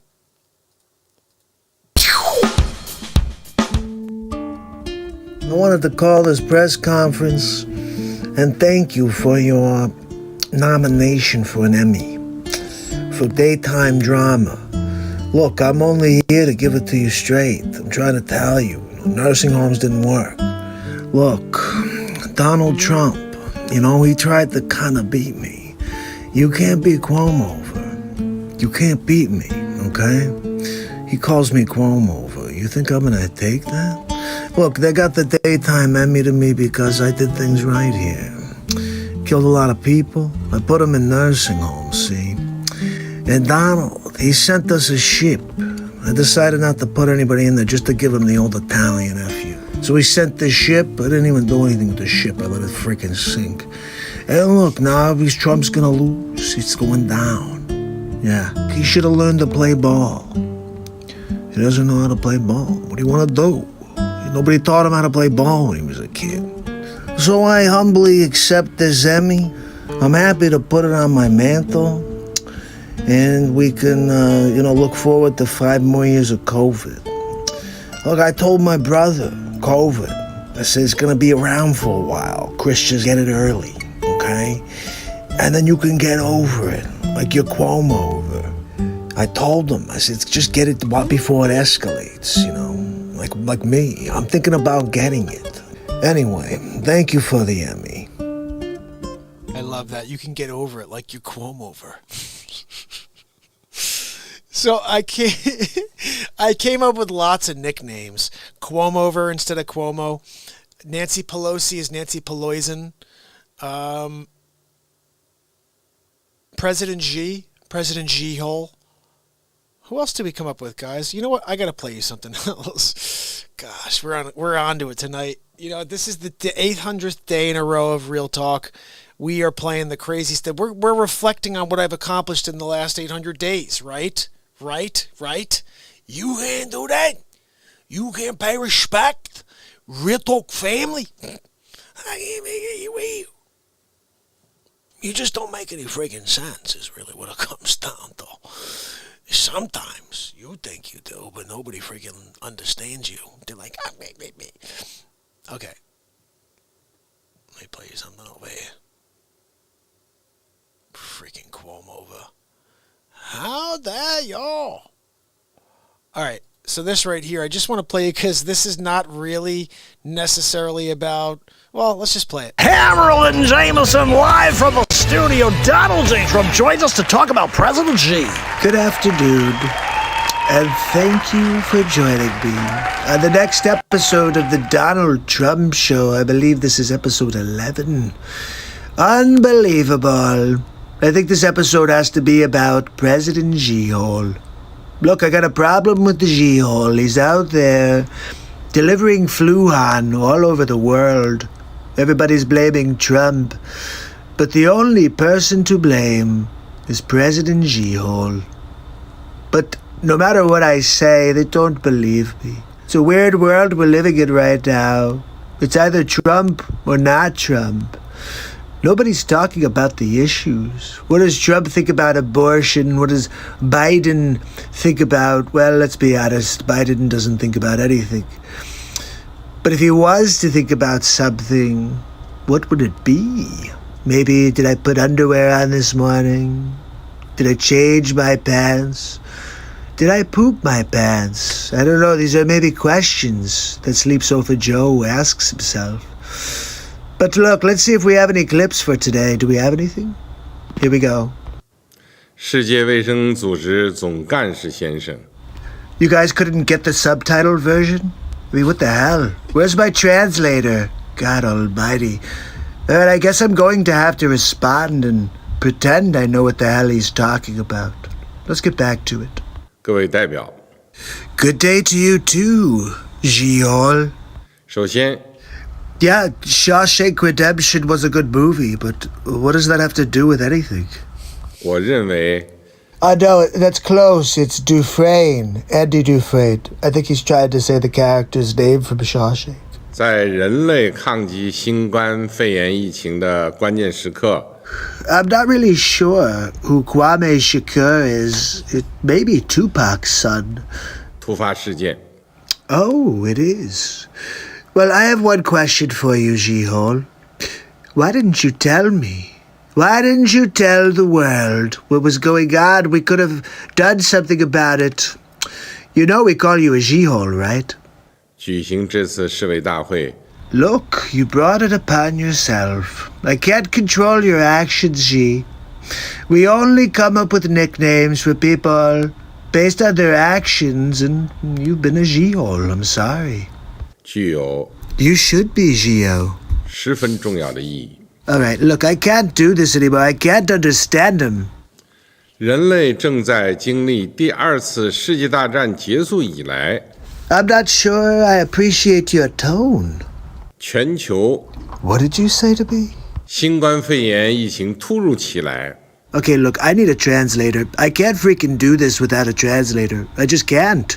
I don't know what the hell he's talking about. He keeps saying things. It sounds like he's insulting the drummer. 最严重的 See? That's exactly what he's doing. He just said it. Ziyunda. 公共卫生 He said invasion. They invaded us with coronavirus. 现在已经波及 I'll tell you what, G-Hole, if you ever speak to me like that again, I'm gonna trump you right in the face. Anyway, look, that's about enough for today's episode of the Donald Trump Show. Remember that President G is now President G-Hole. Sleep Sofa Joe is probably taking a nap right now. And I'll see you tomorrow on the next Donald Trump Show. Have a good night. You know, I have a new appreciation for these because he's not in office, you know, so like I miss obviously being able to do Donald Trump and have that be a bit. But it also is I have a thought and I want to see what you guys think of this. I think doing face swaps of Joe Biden will only hurt my show. If I do face swaps of Trump and Biden, it's only going to hurt the Real Talk Positivity program. The program of late where I write songs every single day, we do Dick Facce, Stuck on Mars, green screen stuff. I could bring face swap stuff in, but it can't be politics because that will just divide us from the world that's still so sensitive out there. But let me ask you a question. What if I started a new channel where it's just face swaps and all I do is drop all this stuff again and, you know what I mean? And it's called like Silly Face Swap Funny Fridays or whatever. I don't know. I could come up with a cool name for it and just drop it all there, and then it's not me. And maybe somebody starts to actually like it and does something with it. I don't know. I never went anywhere here on this platform. They shut me down. But now that he's out, let's see if this does anything. Check this one out. This one here makes me laugh because you know the whole thing that happened 2 weeks before the thing that was Stolion? I'll say Stolion. There was a son of a guy who's currently a sleep sofa. Another piece of furniture is in the Oval currently. It's either a sleep sofa or a Joey futon. I'm not really sure which one it is right now. But they're there. And the son, all this information came out about this little guy. And instead of them allowing this information to come out, they said it wasn't true. Well, I have something I beg to differ as to what I'd like to tell you. Actually, before we do that, because I got to go bring Max out. I hear him making noise over there. How dare he make the noise? You guys like Nancy Pelosi? How do you guys feel about Nancy Pelosi? Because I got a little something to show you about Nancy Pelosi, okay? I call her Peloisin. I'm going to show you why we call her Peloisin. Check this out. It's Hammerlin Jamison live from the studio. We're headed to Donald Trump for episode 30 of the Donald Trump Show. Ladies and gentlemen, Donald J. Trump. Thank you.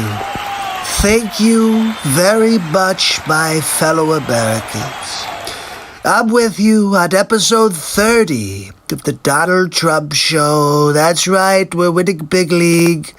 And you know, I figure every 10 episodes we need to have at least one on Nancy Pelosi.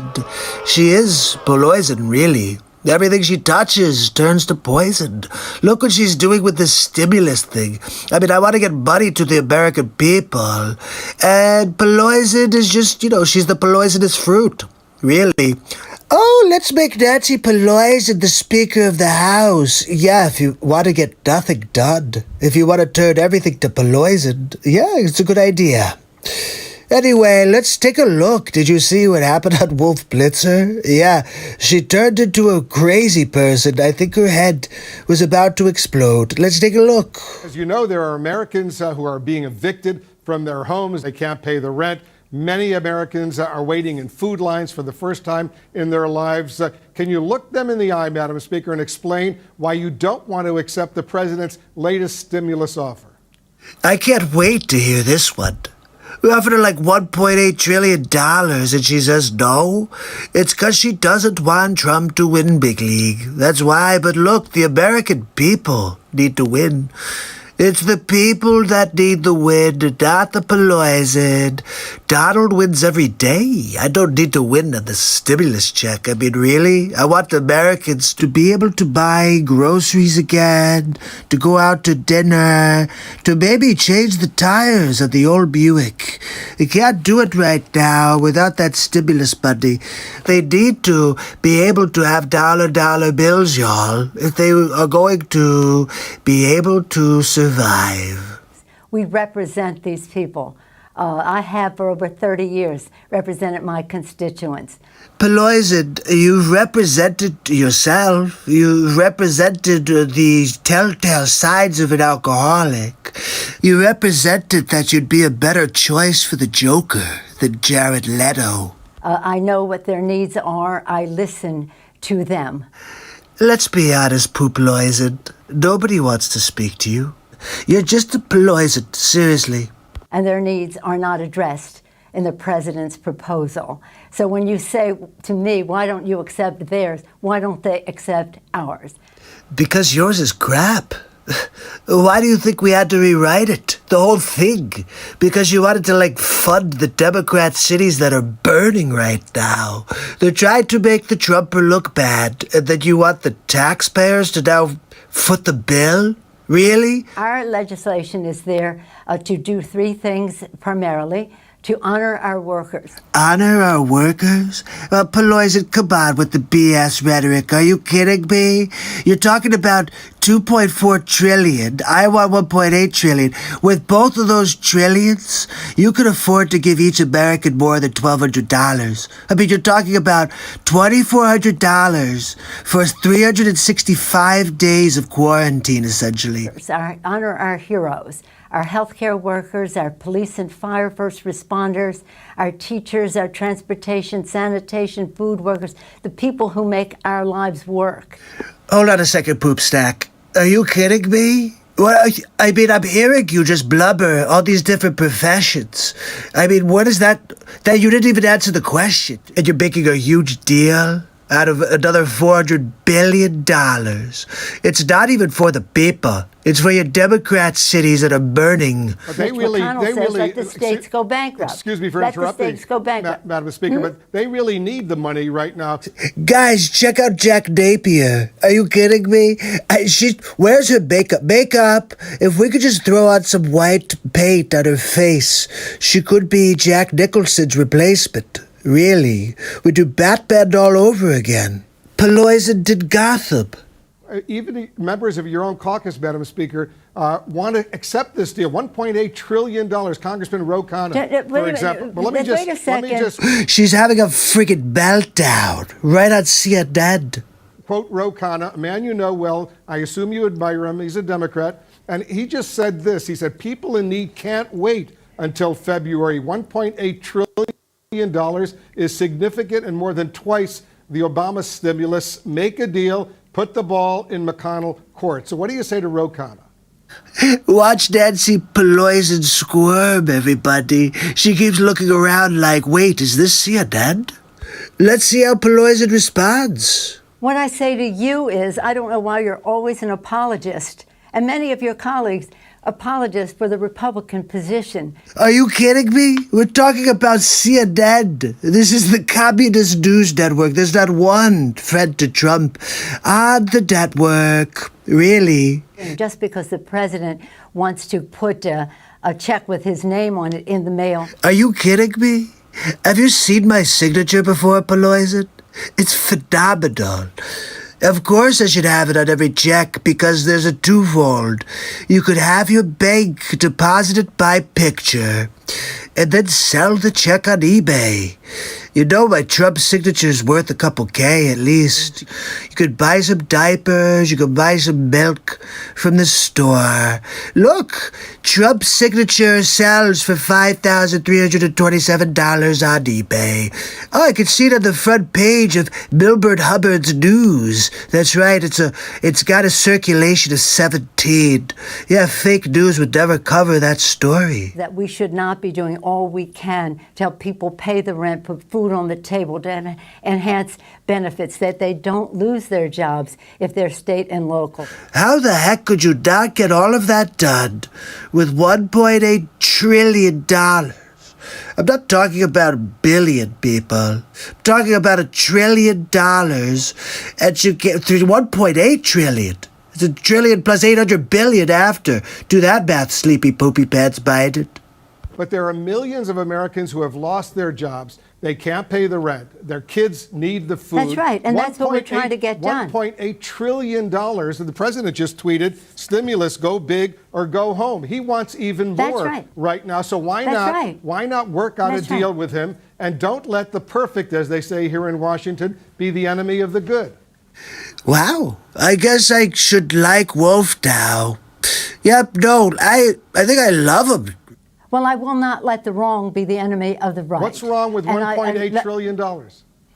Take that, Nancy Poopies. Wait, you know what? Do you have any idea what the difference is between the spending that they have in their bill and that we have in our bill? Yeah, $400 billion. And you want to give it to Democrat cities that are rioting and letting police not be protected. So you could go pound sand, take your 1.8, or you're just a chooch, really. I didn't come over here to have... So you're the apologist for the Obama... Excuse me. Whoa. Is that a Freudian slip we just witnessed? Does anybody else not find it interesting that when Nancy Pelosi is posed with an actual question, she can't even answer it? She starts saying, oh, I didn't come on this show to be questioned.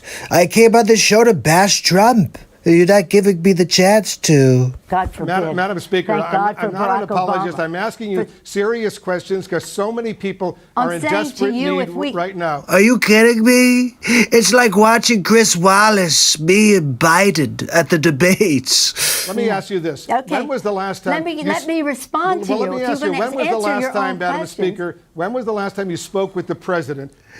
I can answer that one for you. Never? Pelosi's never called me. Are you kidding me? Because she knows I would tell her how stupid she is, and I would tell her to get her 36 pounds out of the friggin' room. That's right, she's really a stinker. Yeah, no, I heard that she's been known to clear out the ladies' room. Yeah, but poisonous poop. Look, I can't say any more. It's classified. But I'll tell you, Nancy Pelosi, she's destroying the country. She keeps killing everything when she makes baked goods. And if you get to sit in a room with her, don't eat any of her food, okay? It's all poisoned. And you could die or get Montezuma's revenge. Both are very bad. So anyway, I gotta go, but I'll see you at the next Donald Trump show. Have a good night.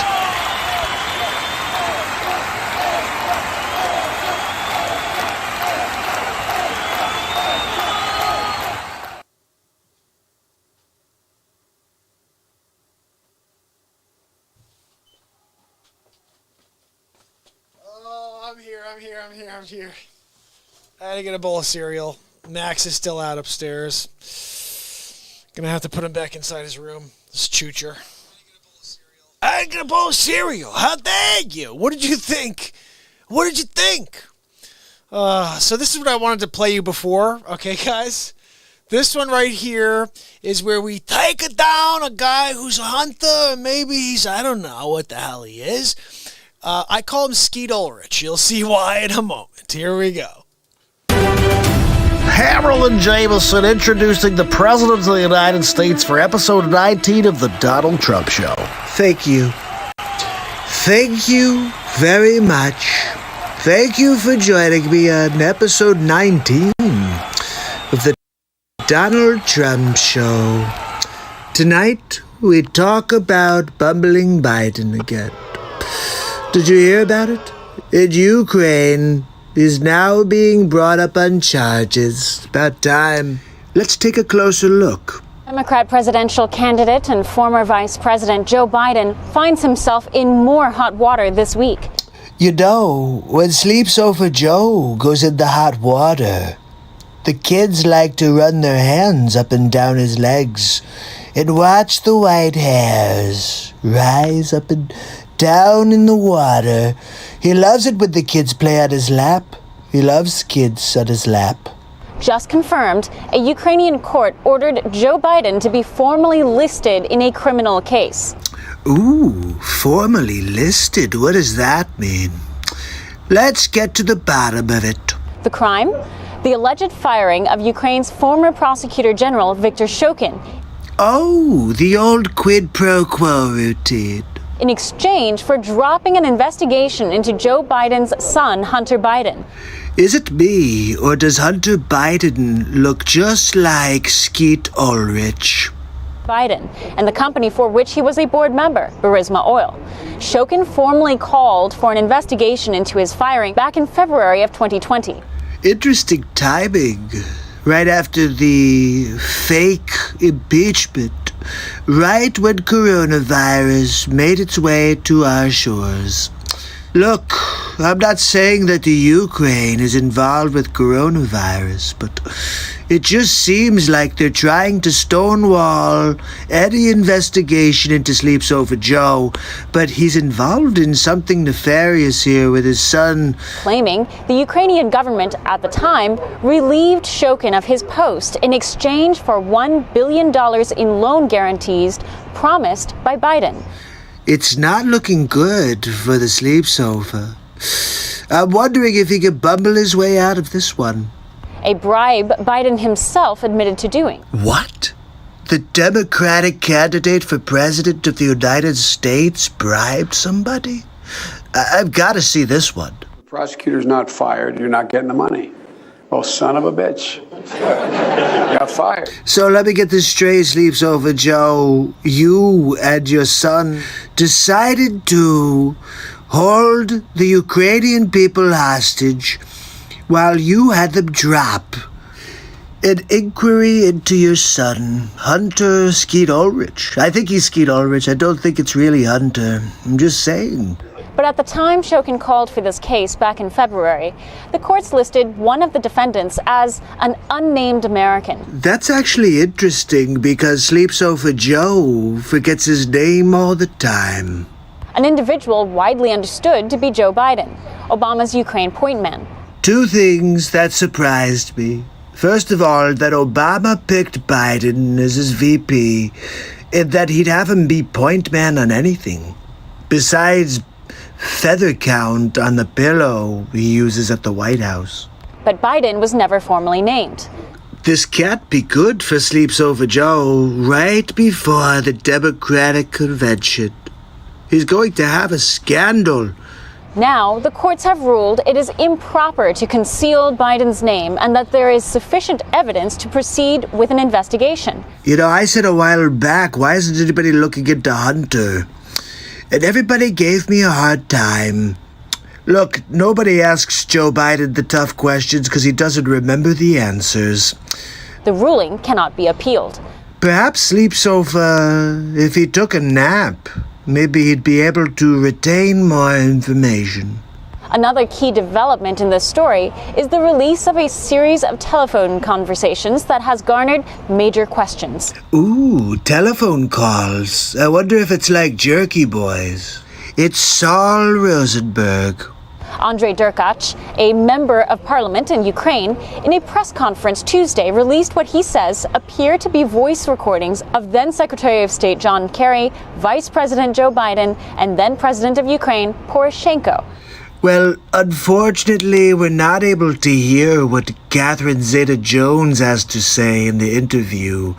And it looks like, she's interviewing the guy who banged Stifler's mom. You know, from the American Pie movie.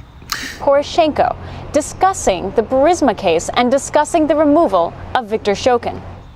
Look, somebody's going to have to find that leaked audio for me. I can't wait to listen in. I love good content, especially when it's John Kerry and Joe Sleep Sofa bumbling Biden speaking with Poroshenko. Neither Kerry, Biden, nor Poroshenko have affirmed the verity of these recordings. Of course they don't. They've got doggy doo-doo on their loafers. The recordings appear to have been leaked from government officials and whistleblowers, but are currently being verified. Well, Sleep Sofa would like to verify that he doesn't have a poopadoop in his pants. Ukrainian President Zelensky, the owner of the largest car manufacturer company in the movie Tommy Boy. and Zelensky stated he anticipates more developments over the course of the summer and says the case could qualify as high treason. High treason? For the bumbler? Maybe that's why he's been pretending that he's going senile. He just makes things up because they're going to unmask him. Now they have, and he can say, look, I don't freaking remember. I don't remember my name, really. Candidate Biden has yet to respond to this latest development. Well, that's because Biden can't do anything but read off of a teleprompter. Look, I think that's probably enough for episode 19 of the Donald Trump Show. Bumbling.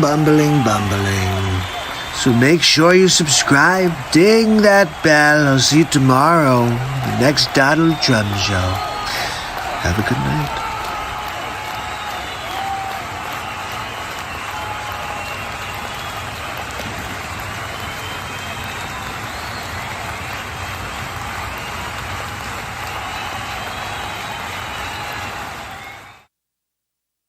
How freaking awesome is that ending? With Skeet Ulrich. Good old Skeet Ulrich over there.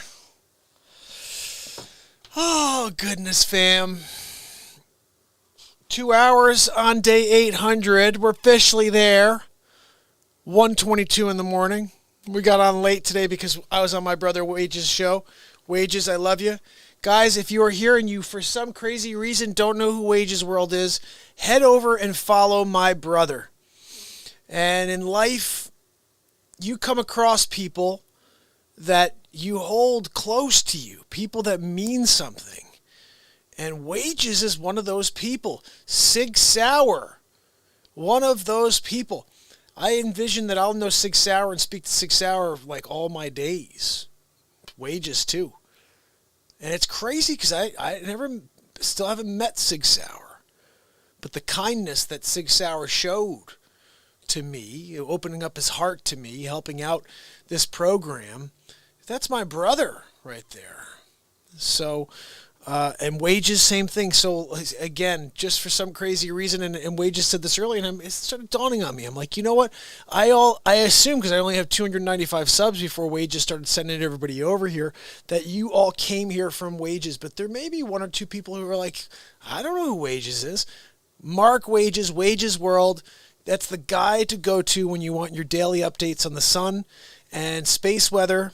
And now I'm going to probably be on there a couple times a week doing Wayne Doppler, space weather master genius / tallest man in history. Yeah. Wayne Doppler, tallest man in history. You didn't hear about it? I'm sorry, you haven't been alerted or updated. But Guinness, yeah, 8'9". 8'9". I get the weather first. That's what happens with the Dops. The Dops gets the weather first. Which, by the way, I'm wondering, we got 35 people on right now. Should I debut that? I'm gonna premiere that clip for us right now, okay? I had it open, I didn't do anything with it earlier. Let's premiere it. You guys wanna premiere it? Let's freaking do it.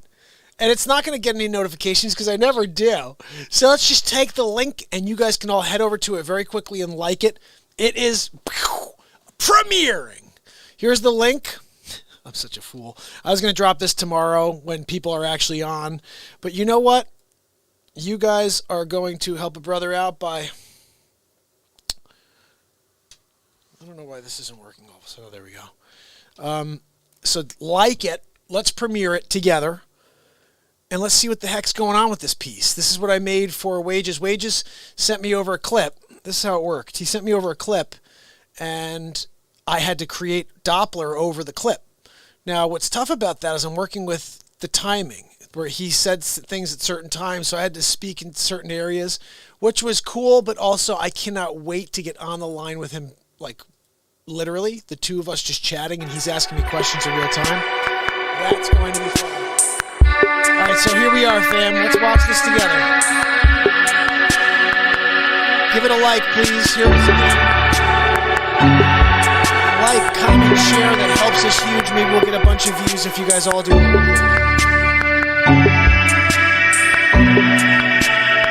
going to also head over there and just say a quick word.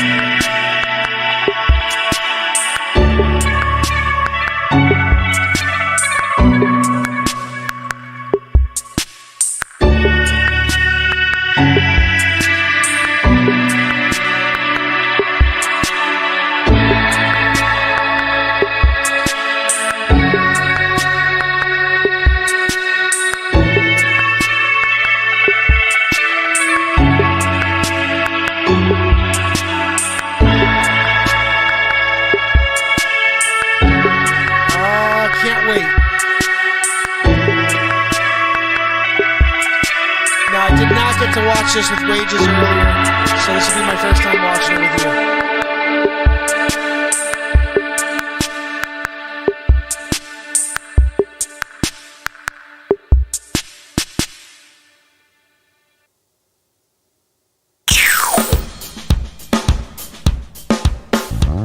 you. Okay, Wayne, I'm going to throw this over to you for a minute, buddy. Give us your opinion on this this solar flare and the filament release I'm seeing here, and just let me know what you think.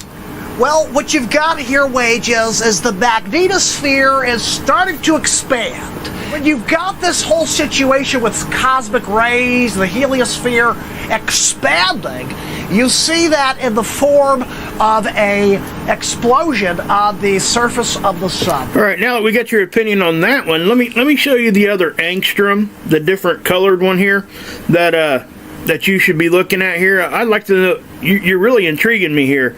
So if you would, just give me your opinion on this other one also. So this is the 131 angstrom, Wayne. Is it any different than what we look at when we look at the 304, which I just showed you, in your opinion? Well, Wages... Especially when we're looking at the flare on the left side.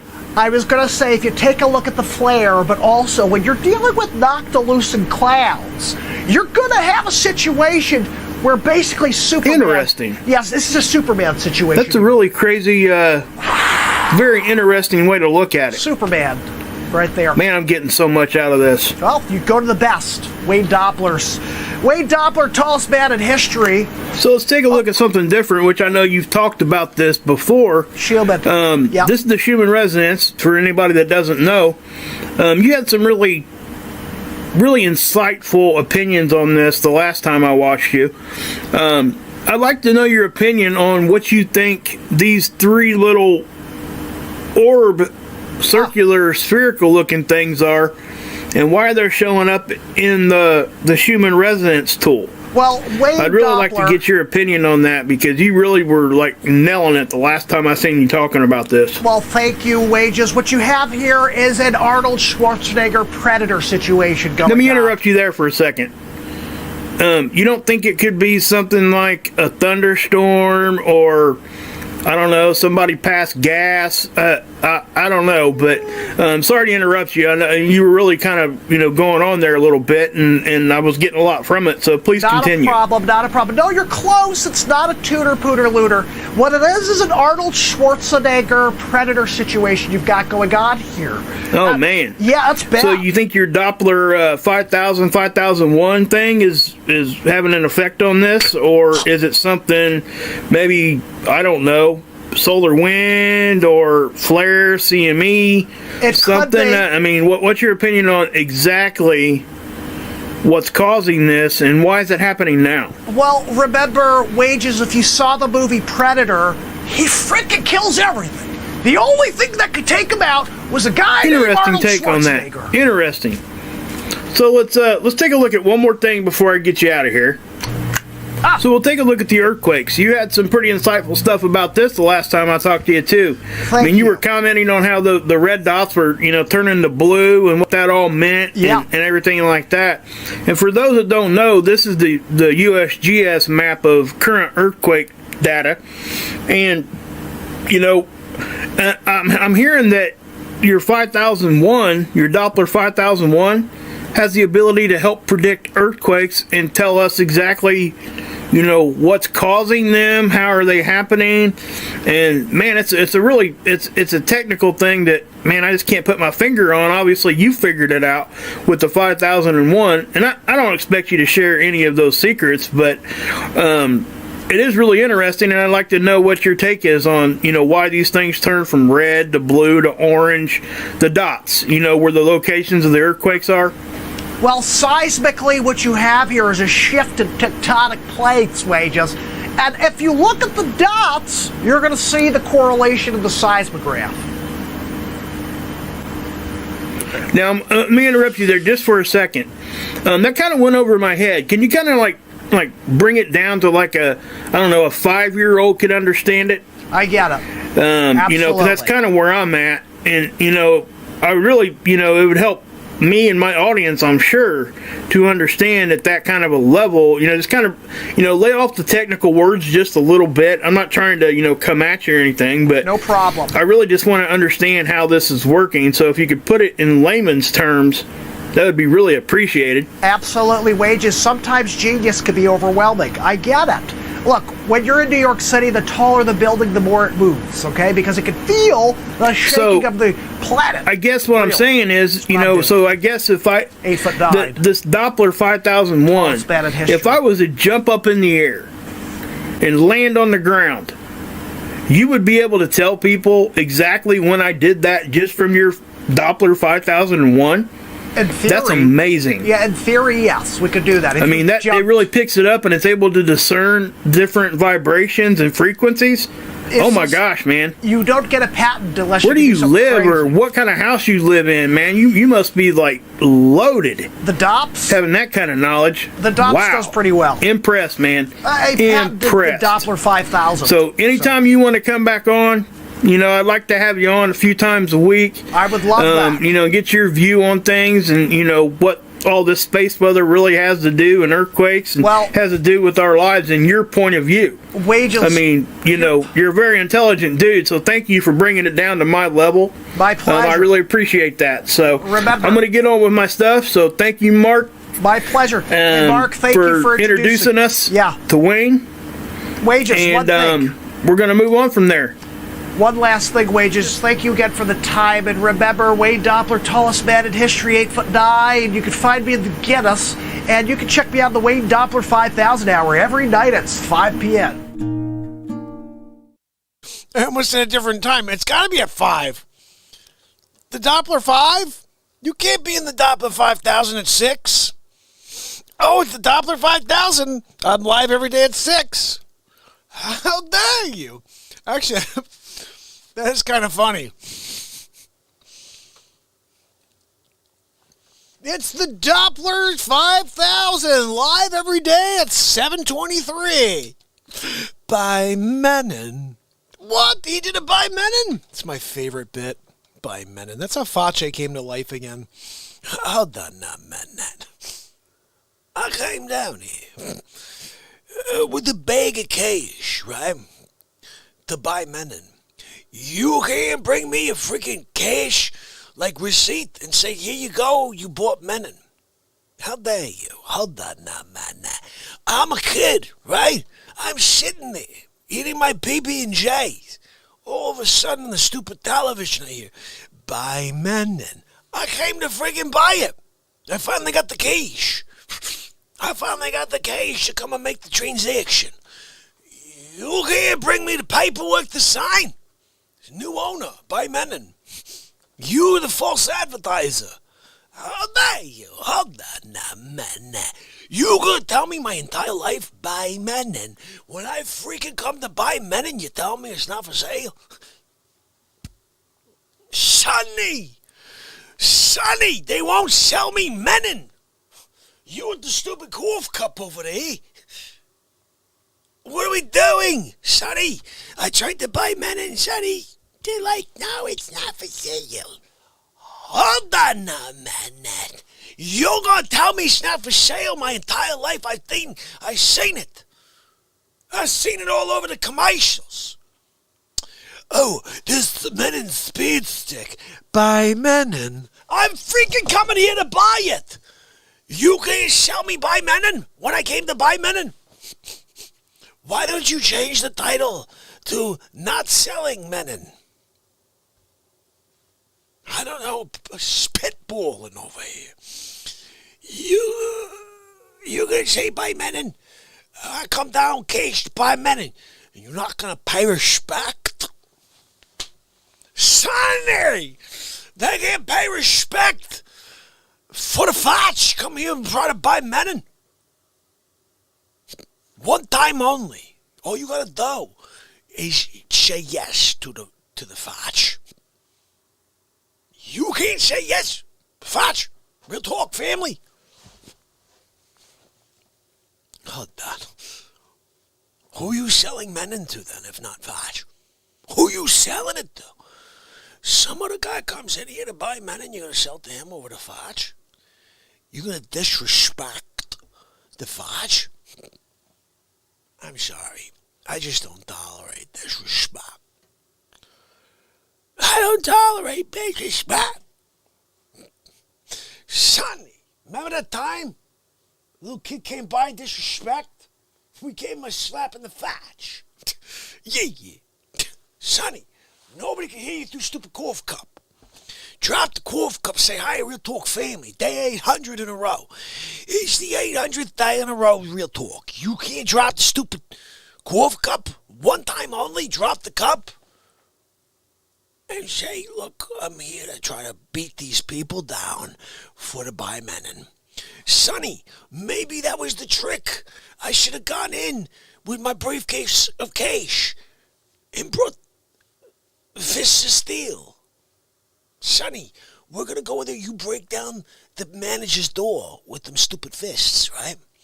You take 1 pound against the wall. Freaking wall explodes. It's like an old video game. You're like banging it. You ever seen the Kool-Aid guy? He comes through the wall. Yeah, that's Sonny with his freaking fists. Breaking walls down, except he doesn't taste as good. It's the Kool-Aid guy. I bet you that Kool-Aid guy tastes freaking delicious. Oh, look, I'm sitting here reading a book, and all of a sudden the freaking Kool-Aid guy comes banging through my wall. But it was delicious. Yeah, I gotta fix my wall. But I got some Kool-Aid out of it. Sonny, you got a freaking Sonny. It tastes terrible. He left the wall open for you, and stupid fists still remain. How dare you? I can't figure you. Sonny, you gonna come in here, bang down walls with them dumb fists, and then when you plant them fists back on the ground, when you get back on all fours again, like you're meant to, prior to evolution, we had Sonny. Yeah, I'm sorry. Look, why do you think he doesn't have any freaking legs? He's like sitting on them or something. Yeah, he's weird. You didn't know that about Sonny? What are we doing? I can't figure. Holy cow, guys. Hammerlin Jamison introducing. All right, old hammer jammer. Guys, it's 1:40 in the morning, day 800. We had a ridiculously awesome episode. I love each and every one of you. And we're going to play one more clip here. And this one's going to be a song. But it's going to be a song that's got a mix of something else. So check this out. Thank you guys for checking out the Wayne Doppler clip. Let's see what we got here.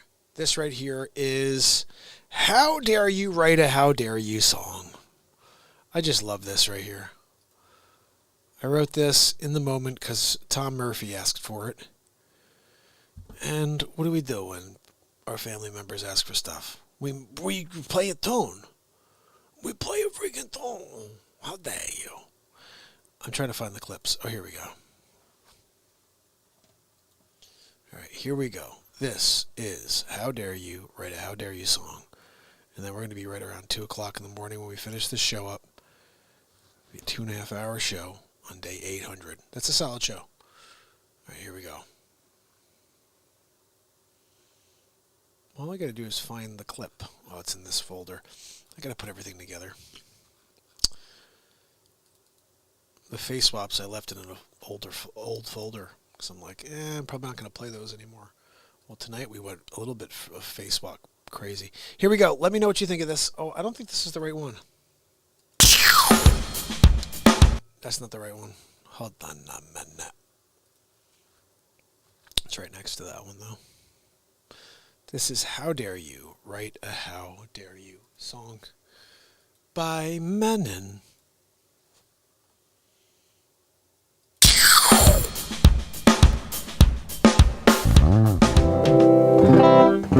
Says it's it. Tom, my brother. Oh, Tom wants me to write a song, How Dare You. Okay, I can do that. So it's either a How Dare You song starring How Dare You guy, or it's a song just about How Dare You. And I write a song about how, I think I have to go that route. Let me try something here. Let's see what I can come up with.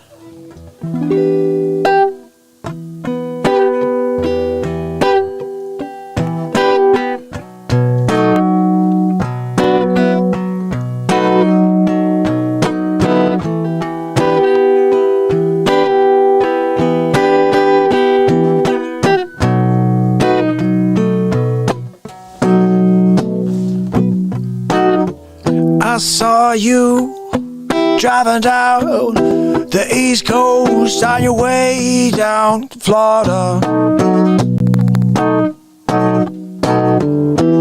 Filled up the tank, grab your favorite drink, and you keep on going down, down. The phone rings, you start to swing your head around and wonder what the sound is coming, going. Oh, it's my phone and I'll answer. Who's there? I don't care. I'm on my way to Florida anyway. It's Facce. I'm in the freaking Bronx. You can't turn the freaking car around? Come back from like South Carolina? And come pay respect? I'm sorry, I can't Facce. I'm on my way to Florida. I gotta get there before the morning. How dare you? I can't figure you. You can't turn around the car. I come back to the Bronx. I'm sitting there. I got an espresso, a freaking biscotte. You're not gonna come pay respect. Sonny, what do we do? I don't know. Let me ask you a question. So you're down South Carolina, right? You can't stop by the beach and grab me some taffy? Sonny, how dare you? I can't figure you out. Facce, I'm sorry, I gotta go, got a timeline, gotta keep. If I stop before the morning, they're gonna charge me double, and I can't deal with that, no. Are you kidding me? I got a biscotte! I understand your biscotte, it may be getting totally wet from you dipping it in that spress. I know, I'm sorry, Facce, I just can't turn around this time. I know I did it last time. I lost a leg and an eye, I lost my right arm, everything, my right thigh, and I know I needed it. I had to pay respect, and I did that, so I gotta say no this time. How dare you! So you lost an arm, you lost your leg, you lost the thigh, you lost your eye. You can't come back and pay Facce one more surprise? How dare you! I can't figure you out, and I'm just gonna shout more and more. Oh, Sonny, show him the door. I don't know what to do. I'm just gonna explore.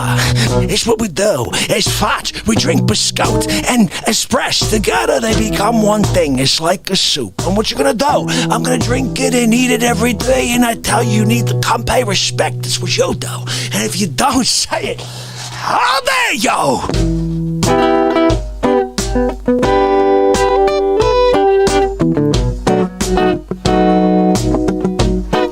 Oh, yeah, I'm almost there, Facce. I can't turn around now. I can see my house in the distance. It's right there over the hill. I'll be there soon. How dare you! You can't turn around right now. Come back 24 hours, back to the Bronx and pay respect. I can't figure it. I don't understand why they made you. Are you even human? You may be an alien like Mark Zuckerberg. I'm just wondering, maybe it's true. Look, I got one question.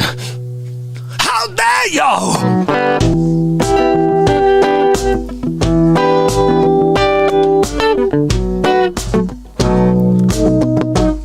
Hold on a minute. I got a question for you. I saw you last week out there in the garden working on that new project. Yeah, I gotta get watermelons this year. Yeah, right. Hold on a minute. Let me ask you. You got that new watermelon project going, right? All you gotta do is put one more watermelon seed in the ground for the year. You're done, right? You can't forget about the watermelon seed. Turn around, go down to the street, come over to Facce and pay respect. I can't figure you out.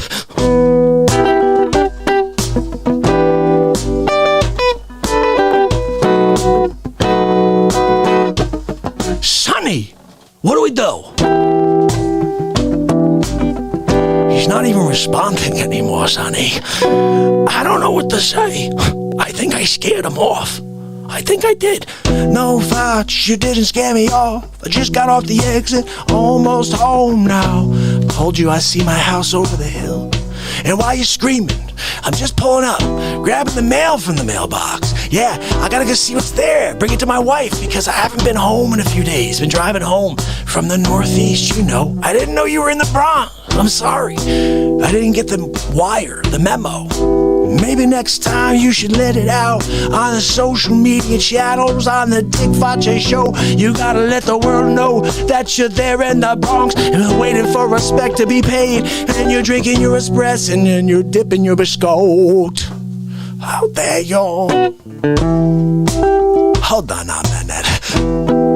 You singing a song, really? You can't do that. Sonny, they're using my likeness. I don't play along. I don't like when you make a song out of the Facce. I'm gonna take you to court.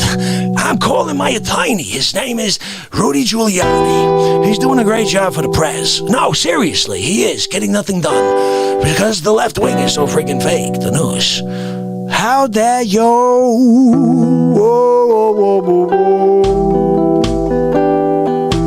How dare you?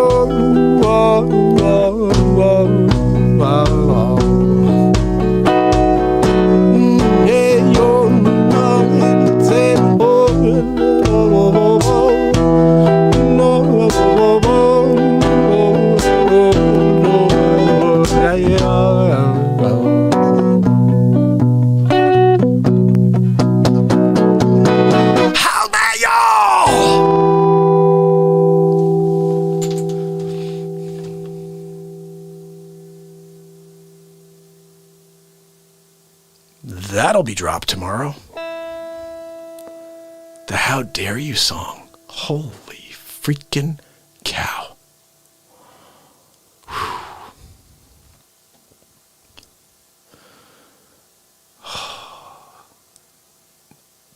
thank you for asking me, because my mind only goes places when people ask me to try things like that.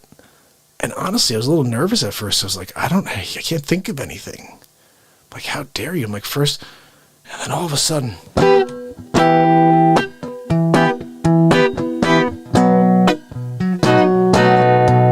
How dare you? Hold on a minute. You're on the way to San Diego, right? You gotta go. Gotta get there before the morn. If you don't get there, they're gonna say, oh, I'm sorry. We're sending you back to your homeland, to Kenya, with your friend Obama. That's right. You're not gonna go. You're not gonna go back with Obama to Kenya and pay respect to Obama's pop who's buried there in Kenya. You're gonna say, oh, look, he became president, even though he couldn't, because he wasn't born here. He's born in Kenya. Yeah, they made up a fake birth certificate that tried to make it seem like it was the real SHIT. You know, I wasn't gonna say it, because we don't do that on this show.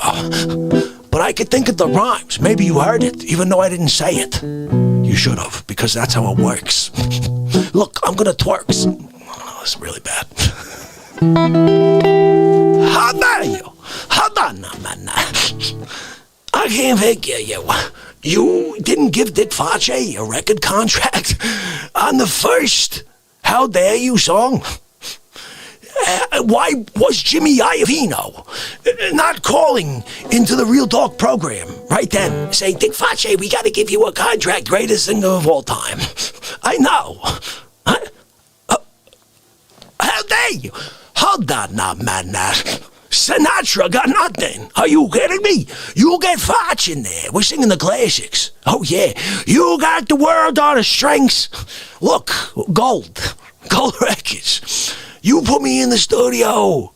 You say, look, I got a yo-yo in my hand. Friggin' platinum. Are you kidding, Facce? When Facce gets up there, it's multi-platinum records. I could go up there and not even say a word. I could just go up there and say, how dare you? Multi-platinum double digits with a triple on the top. You can have emeralds. They're putting an emerald on yours. They're like, oh, Facce. Facce came along. And he was like, oh, we're going to go in there. And when he got in the studio, his voice melted the world. They told Sinatra that we don't need his music anymore. Yeah, they kind of left him a note in heaven. Look, Sinatra, you were good for a while. We enjoyed you. You did a good job. But there's a guy named Facce. Hold on now, man. Frank Sinatra. You don't know who Dick Facce is? How dare you? Hold on now, man. Sinatra. You saying you're the blue-eyed guy, right? You can't use those eyes. You can't put them ears to the telegraph system you got up there in the heavens. And pay respect for the Facce. Sonny, Sinatra's not paying. Yeah, baby blue eyes. He's not paying respect to the Facce. I know. I offered a biscotte. He doesn't want it in heaven. He says they don't need biscotte there. They have unlimited supply. They've got a guy makes a biscotte. Like that. Sinatra, he says he's sitting there, Sonny. Check this out. He's there. He's got an espresso, right? And he just closes his eyes and goes, biscotte. In his mind, he's in his freaking hand. But it's not like the Stella d'Oro. It's not a Stella. No, it's a real deal. It's the original Stella. Stella's up in heaven, though. See, look, hold on, man. You got to understand. Everybody that was good and created great things on earth, they're up there, right? So when Sinatra asks for an espresso biscotte, the original maker of espresso squeezes the espresso. Yeah, I know, Sonny. And then the biscotte is piping hot, made by Stella d'Oro, the real Stella d'Oro. I'm not talking about the store-made brand now. I'm telling you, Stella d'Oro's up there, right? And just willing them for Sinatra. So we can't compete. I'm sorry. But I'll tell you what, the people on earth, they just got a front page, front story, front row seat to the Facce singing. I'm sorry. Next album, triple double platinum with you're going to put something on the outside of it. I know it. I know you. You're going to put something on the outside. Look, I put some sort of frills there. It was triple, double platinum. You don't put anything else on triple, double platinum. You hang it on the freaking wall. What are we doing here? Oh, guys, we needed that, right? We needed that. Oh.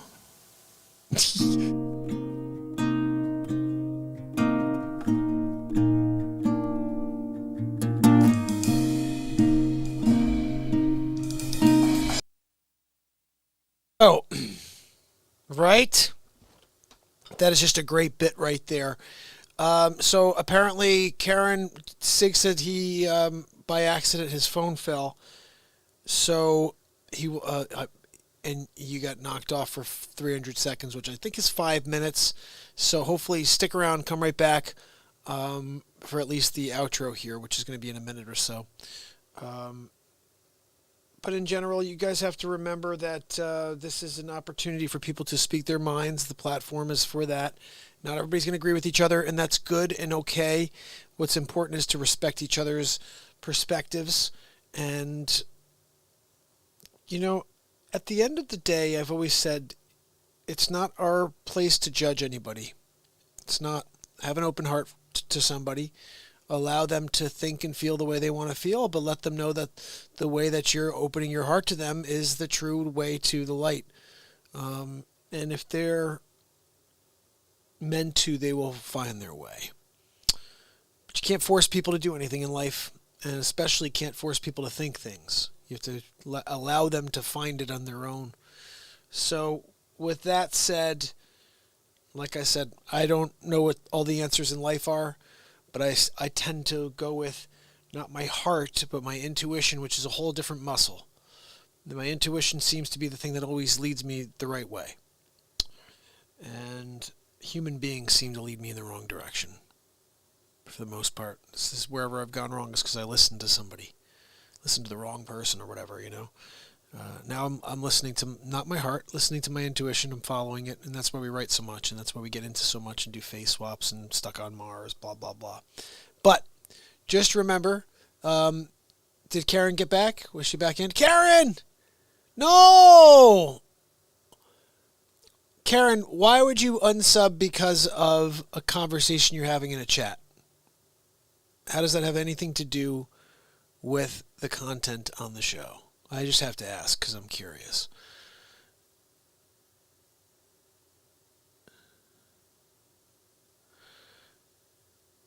Because that I don't understand. Like I don't understand when someone is saying, "Well, I'm gonna abandon a channel because of somebody in the chat I didn't like." Like that I don't understand. You know, I'm here for 800 days putting out the light into the world. You know, getting into a conversation with somebody in the chat is something you did, you know, so that's why I think it's an interesting thing when you choose to abandon a channel when you chose to get into a conversation. Hey, love is a 4-letter word. How are you? Good to see you. But I'm very happy when you're here, Karen. I don't think that you should abandon the channel because you got into the wrong conversation. I think you should step back for a second and realize that you started the wrong conversation. And next time, don't do that, but don't blame the channel because of a conversation you had about a topic you don't like. I don't like that. I don't think that's very fair. But I think people do that, and I think it's a weird thing when people do that.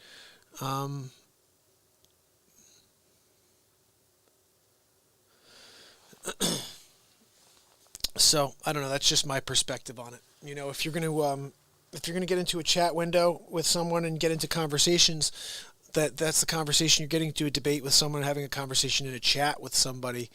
But again, the content is the content. I always find it's interesting that you guys, most of the times you're talking in the chat window about something that has nothing to do with the positivity I'm putting out.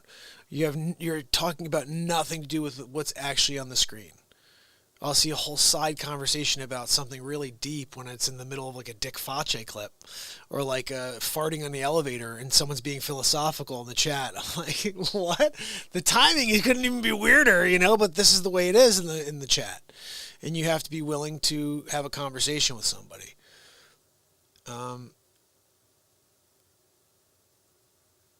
Karen, I think you missed it. Sig hit the button by accident and he couldn't undo it. I tried to undo it. I didn't have the power, and it's my channel. I don't know. I tried. There was no option to. And so in that situation, I'm glad you stuck around for the 300 seconds. But try to keep something in mind too, because I'm sure you guys all come from channels that have massive subs and all. I just got to a point where I was able to be where we were doing these things in October. Okay, so we're in March right now. Since October is when I've been able to uncover that I'm able to do any of these things, you know? So I don't even know how any of this works. I figured out that I could make mods like 3 months ago. I gave everybody a freaking mod. Oh, you like the show? You came back 3 times? You get a mod. You're a wrench. And then it's like, wait a second, how many people are actually helping the show? Like, I see Dana, Pamela, Sig, Wolfie, and I see the people who are Sid, and see people adding value by telling like, here's a good example. Right now we have 32 people on. When we have 25 people and then all of a sudden we have 32 people, if you're a mod, that's the time you say, hey, 7 new people are here. Subscribe, ding the freaking bell, and come back tomorrow. But I do have to say, and just me 800 days, and I'm venting a little, but I do have to say sometimes I'll notice that. 5 or 6 people will pop in and no mods say a freaking word. They just continue chatting about whatever they're chatting about. And I'm like, that's not right. And so lately I've been pulling mods, and it's not because I'm trying to be a jerk. It's because the show needs to grow, and you're a mod because you need to do something to help the show grow. And you can hang out in the chat if you don't want to be a mod, just tell me. But in general, I need people to help. I mean, I've been here for 800 days in a row for 2+ hours. I don't want to do another 800 days in a row and then new people come on and they leave because no mods are helping the program. And so in general, and this is only brought to my attention because I'm seeing what's going on lately, and I think that I have to start recognizing when people are like Dana, when people are like Sig, when people are like Pamela or whoever, like Jacqueline or Quiet Soul, and they're constantly saying, hey guys, you're new, subscribe, ding the bell, share something. When you're shadow banned like we're shadow banned, I have to rely on the mods to help out. So if you're a mod listening in right now, ask yourself, do I help? Ask yourself when new people show up. When I'm looking down, I see 32 people on, but we had 25 on 6 minutes ago. Did I say, hey, there's 7 new people in here. Hey, new family members, subscribe and dingy the friggy bell. Ask yourself that question. And if you're not filling that void, pick up the slack, okay? Because we need to grow. By 900 days, I want to be double where we are today. How about that? I'm making that commitment right now to us as a family. We're going to have 6,000 subs. Can we do it? 6,000 subs in 100 days. I'll be here. I'm going to put 4 hours out every day. I'm bringing face swaps back. I'm going to start doing face swaps again. I'm just not going to be sleepy poopy pants or the Trumper. I got to just do everybody else that I do. But I think it's important for us to always be aware, that when somebody is new and they're coming into the program, what is the show about? If someone comes in, they hear me talking like this, like, oh, he must be a guy who just rants. No, in fact, he's never rants. It's just right now he's ranting because it's 800 days in and he's thinking. But in general, it's a live positivity comedy and live music. And the live music thing I think is cool because we're doing live songwriting now, which is a fun thing.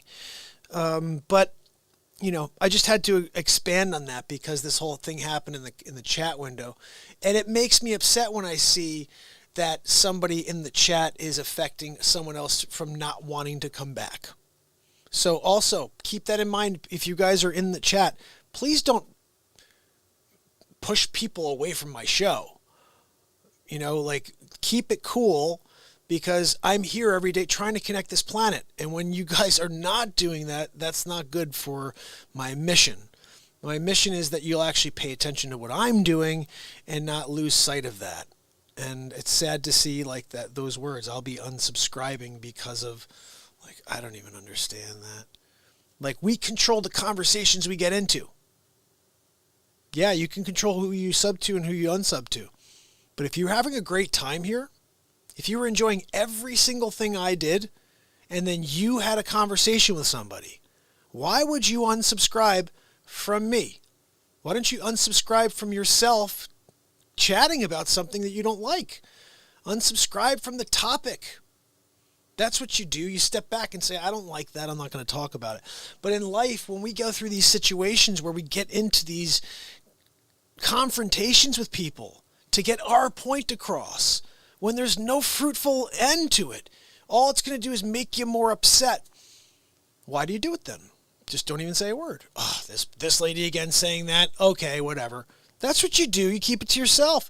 Do you know how many times I have to keep things to myself when I see someone say anything positive about this piece of garbage in the White House right now? There's nothing positive to be said. But when people try to, it makes me so upset. You know what I do? I bite my tongue and I don't say a word. Because I don't want to have a situation where I want to unsubscribe from them for the rest of my life. Because of something I started, a conversation that I started. We take accountability for our actions. We take accountability for our conversations. But we don't blame things on others, especially when someone you're watching has been live for 800 days in a row for 2+ hours. And you were enjoying it until you started the conversation with somebody you didn't want to have a conversation with. So anyway, like I said, just me having my own perspective in life. That's what I'm allowed to do here. This is real talk. And if you are unsubscribing, I'm glad I said my piece. That's what I have to say as well, too. Because honestly, everybody should know that. See, I got a negative from her. Like, whatever. I just think it's weird when people do that. It just doesn't make any sense. This is the 9th time I've come here. I love it. The positivity, the energy I love. I'm going to get into a conversation with somebody. I'm unsubscribing. And I'm giving a thumbs down. Oh my goodness, guys. This is the problem with our world. This is the problem with our world. We choose to blame everybody else instead of look in the freaking mirror. It's unsubscribing twice. It's like unfreaking believable. Karen is a Karen. Karens will be Karens. Love is a 4-letter word, so Karens will be Karens. I don't understand. I don't understand, Karen, because you were getting nothing but love from this show, and then you chose to criticize somebody, didn't like the conversation you got into, and you give the show a thumbs down and unsubscribe from the show. How does that even make sense? You must be a Biden supporter. Like, people don't make sense. I don't get it. I just don't get it.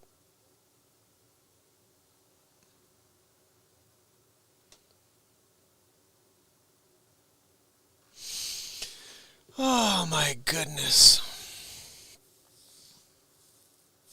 It's not picking on her. I'm not picking on her. Thinker's unsubscribing twice. Oh, a Thinker's subscribing twice. You rock, Thinker. No, I don't consider it picking. Here's the thing. If someone comes into your show and says, I'm unsubscribing, I always thought this was such a great positive platform until tonight. I'm unsubscribing. That's an attack. I'm sorry. That's an attack for no reason. And I didn't do anything. I'm here doing my show. And we've been having a great the whole show is great. When I see someone's unsubscribing because of a conversation they started, I'm sorry. Accountability should be taken. It just doesn't make sense. I didn't see it fully. Sabrina, I believe, is still here. Sabrina, did you go after her out of the blue at first and be like, hey, Jesus lover, did you do that? Did you say something like that?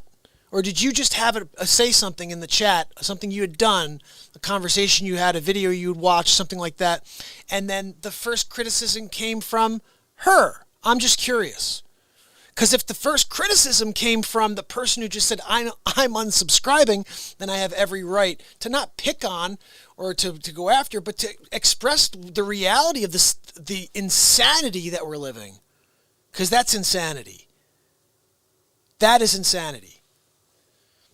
Like, I just don't understand when people do stupid things. So I speak about it.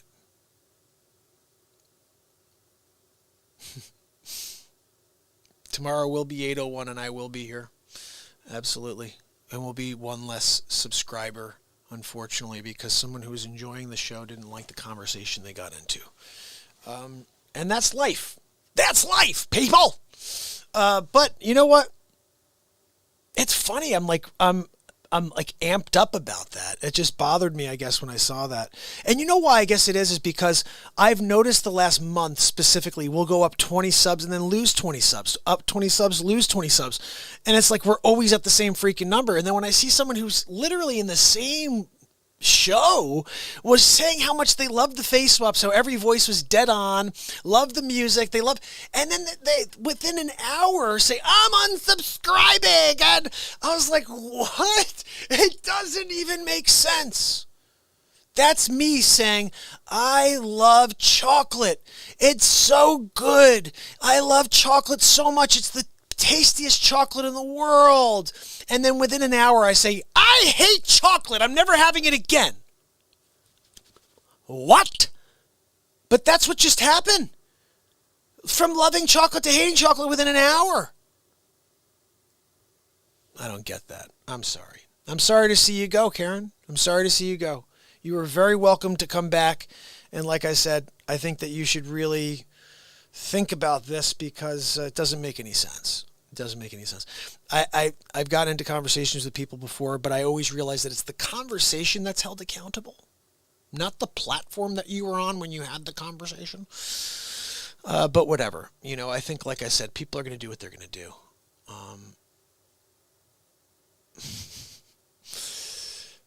Crazy, crazy world we live in. Ban chocolate. Yeah, Love says it right there. Ban the chocolate. 6 Hour knows what's going on. Oh my goodness. I hope you guys don't mind that I've reflected on that. I just feel like it needs to be said. It needs to be said. Stop acting insane. I'm sorry. Hold on now, man. So you're having a conversation, right? And there's like a guy walking by on his phone with his wife. You throw something at that guy. You were in my way. You were in the same area when I was talking to this person. So now I'm hitting you. I'm unsubscribing to you over there. You were doing... I was in New York City. I was watching the street performer, right? Street performer doing an amazing job. He was floating in the air. Chris Angel style, right? Best performance I ever saw in my entire life. I was there throwing dollar bills into his suitcase, which was also floating off the ground, consequently. And he's floating, suitcase floating, right? You would not believe this. This guy next to me over here was such a jerk. He starts saying yippity-yap to you.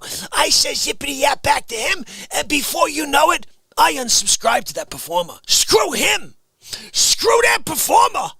Screw the guy putting himself out there. How dare he?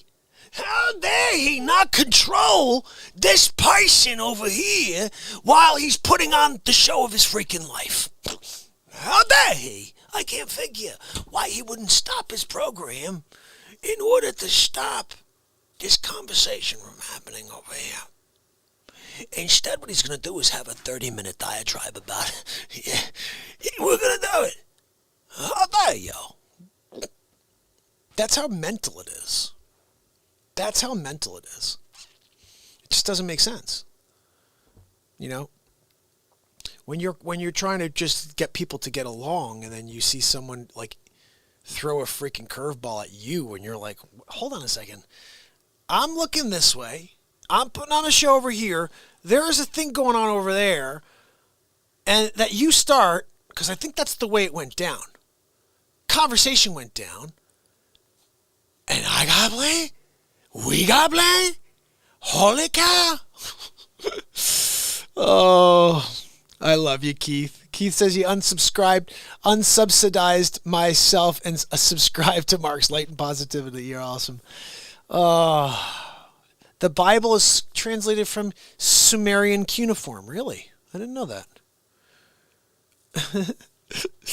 Oh my goodness, Wally, you missed a lot. You missed a lot. Well, we had a great show until about 25 minutes ago.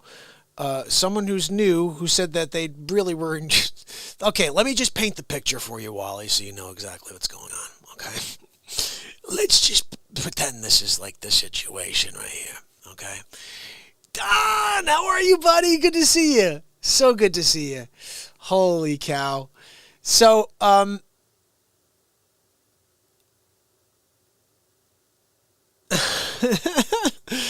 wasting great skit content on this. Use it. Debbie's right. You know, she's so right. Hold on, man. So you're there in the chat, right? And you don't like how somebody's got a differing opinion than you. Because you're almighty. You're the almighty in there. They're like the ultimate Karen. You're there, the singular Karen, the one and only, the one that's got glow coming from behind your friggin' head, right? And you're there, all of a sudden being like the know-it-all. Oh, I met Jesus, I know, and he's this and that, and you're a blasphemer, whatever, right? This one over there says a couple things back. You go yippity-yappy you, right? This one says yip yap. All of a sudden, you get into a conversation you should never have freaking started. You should have put a freaking, like one of them bars of soap in your mouth. Like from the top. Just been like, I should never have said a freaking word.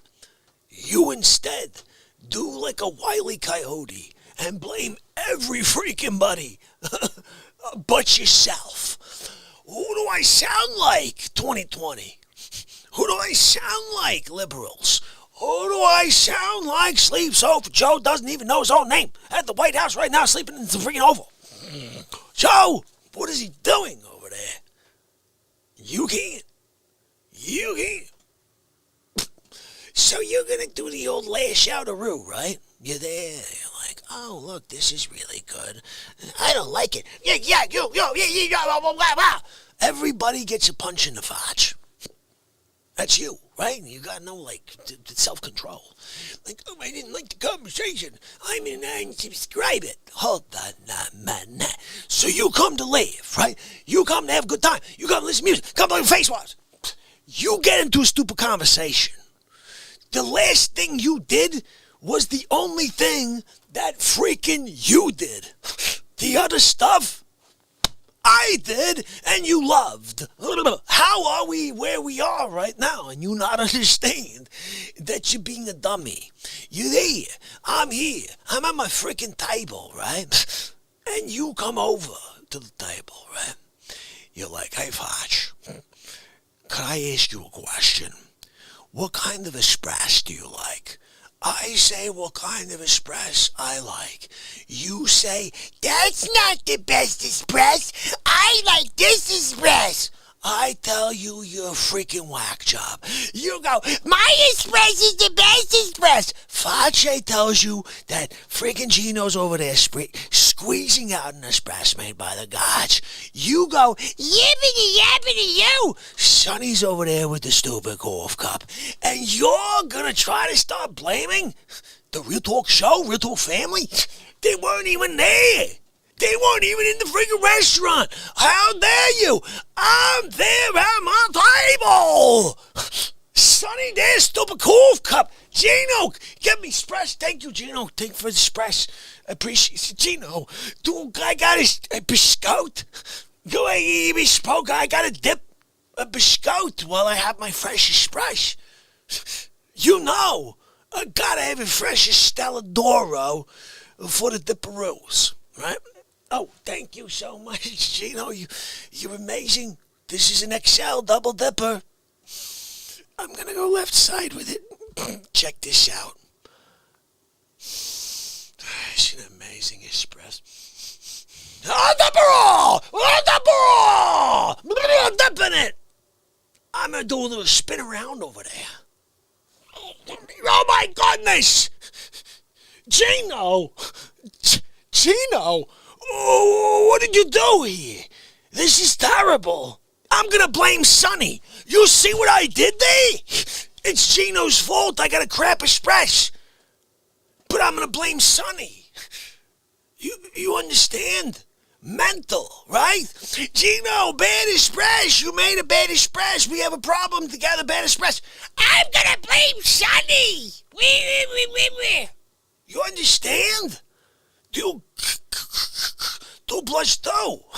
I'm sorry. We're here at the table. Express. Dipping the biscuit. Sonny Cool Cup. Gino making the express. And we're blaming Cuomo over. What are we doing? We're blaming freaking, but I don't even know. Mayor Dinkins, 1983. What are we doing? We blame people that don't deserve the blame. It's where we are, 2021. Yeah. How dare me take 20 minutes to vent about something so stupid? It's the Real Talk program. It's what we do. That's what we do. We just go and let magic take us somewhere. You know what I mean? Gimme. I can't figure. I just don't understand. Oh my goodness, this is the greatest biscotte I've ever had in my life. I'm never having it again. Worst biscotte in my histories. I'm gonna bury this biscotte. Oh my goodness, poor me and this friggin' biscotti. Oh, but I made it. I made the biscotte. I hate the biscotte. You freaking started the conversation. Cancel yourself. Unsubscribe to your mouth. Unsubscribe to your stupid fingers. Typing in messages that you should never be typing, ever. Unsubscribe to that stupid thought process. Gimme. I'm gonna blame you. Unsubscribing from you. Oh my goodness, I'm so out of my mind. I love it.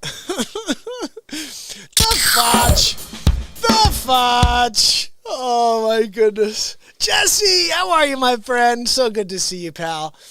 Esley, Shondell kicking it with me still. I love it. Daniel still kicking it. I love it. Holy cow. How crazy was that bit?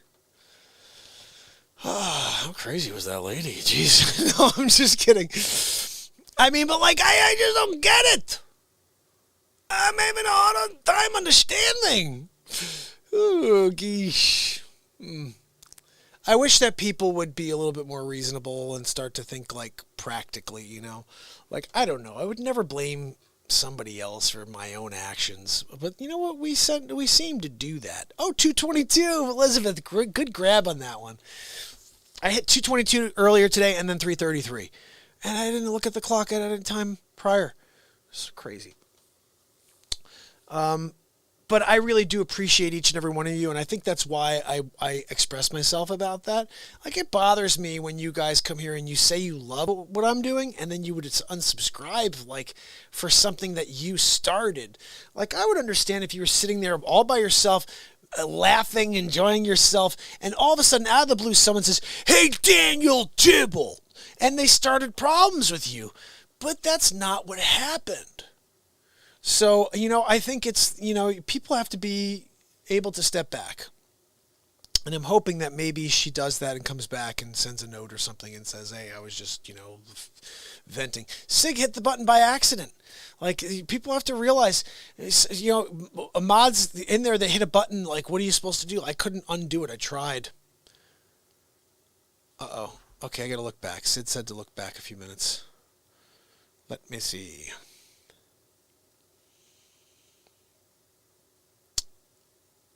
I'm not sure. Who said something? Sid, did you say something?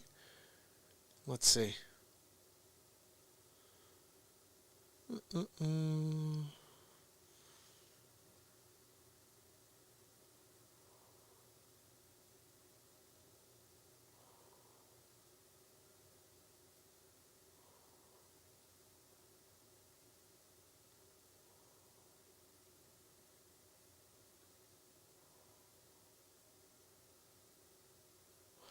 See, I think that's a silly thing, too. Like, that I don't understand.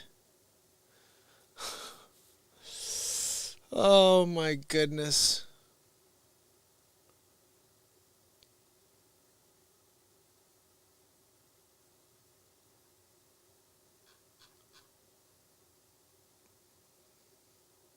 Yeah, Sid, I saw that, but I don't understand, like, what that... I don't even understand, like... Here's the thing I have to ask. And again, somebody just correct me if I'm wrong, or somebody just tell me what's going on. having a guest, how does that promote somebody else? I guess you could consider promoting, but having a guest and having a guest talk about something and having it lead to whatever, it's a conversation, it's an interview. And you never know where a conversation's going to go. Like, that's the craziest thing in the world. How do I know where any conversation's ever going to go? This is a live show. It happens in the moment. What am I supposed to do? Like, erase my day because you didn't like the show? It's another thing I just don't get. Guys, I've been here for 800 days. So someone comes on for one day you don't like, and instead of just being like, okay, I didn't like the guest, it's the show promotes Satan. Like, what? Okay. The guy who's been live hasn't gotten paid for 800 days and is trying to connect to the world, trying to put everybody together again. This is the stuff I don't understand. So, goodbye. And that's why I have to just say, it's a world I don't fully grasp. I don't fully understand.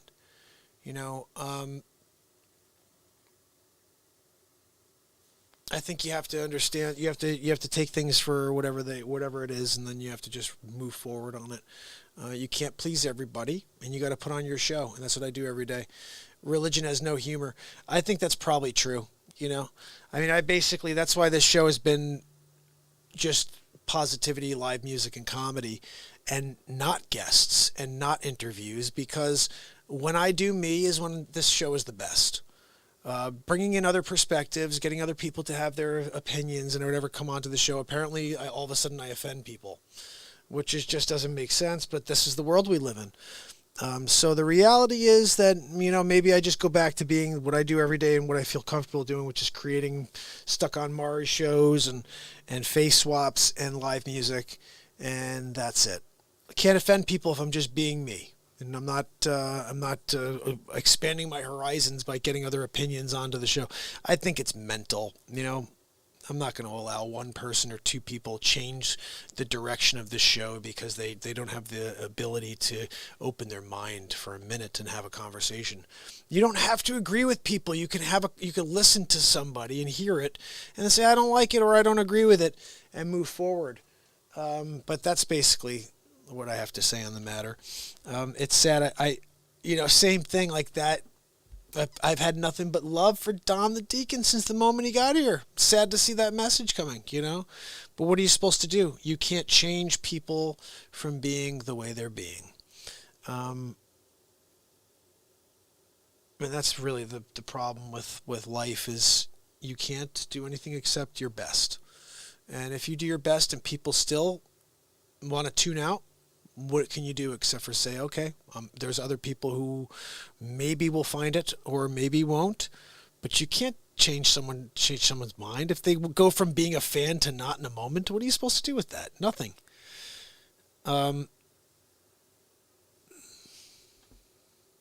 Yeah, you know what? That's the other thing that's very interesting too. Sig brings up a good point. It's like this all happens like on the 800th day, very interesting. But like I said, I can't change the way people are, All I can do is show up every day, and I'm going to keep doing that. That was the other thing too, Sid. The other day, someone was saying like, "Oh, you may get the thing with Facce at the wet market." I'm like, "What? That's like the best bit ever." Are you kidding me? That was done live here on the show. It was total improvisation. So much fun. Oh yeah, but you said she smells. So? That's funny. Oh, you can't do that. What? Why are we so sensitive as a world? I don't understand it. Where's the line for comedy? It's gone. It's gone.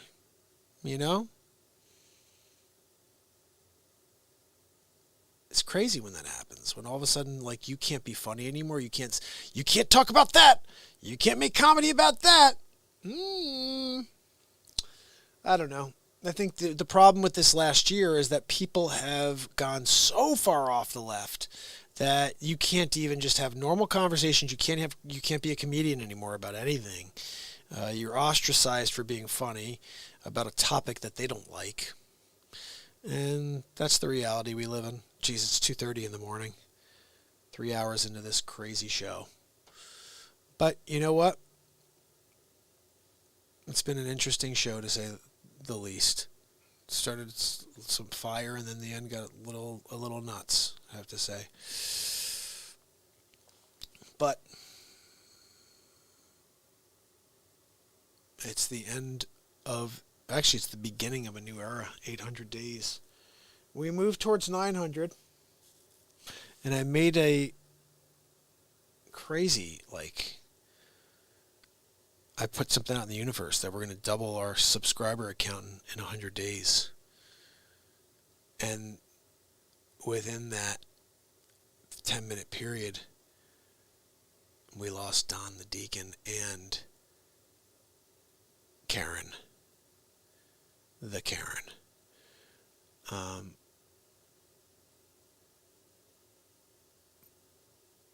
And again, same thing. I don't know. I guess anybody who hears Facce is like, oh, he's bashing. I'm like, it's freaking being Facce. Are you kidding me? It's being Facce. He's being Facce. Oh, my goodness. I know, Sid, this was an interesting show to be. Really, it was crazy. Really crazy. Oh, my goodness. The time on wages was really awesome. Actually, it was really awesome to do that.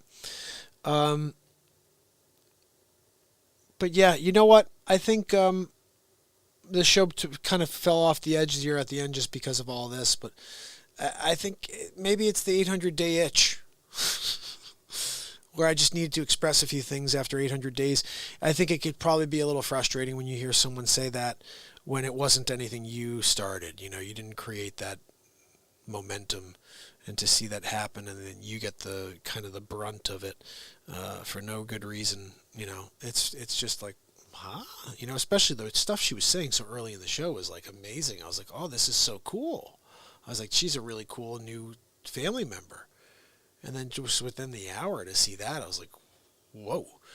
It just reminds me of that scenario, that crazy scenario of like, I love it, I hate it, like within the hour. Like, wow, wait, I thought you just loved it.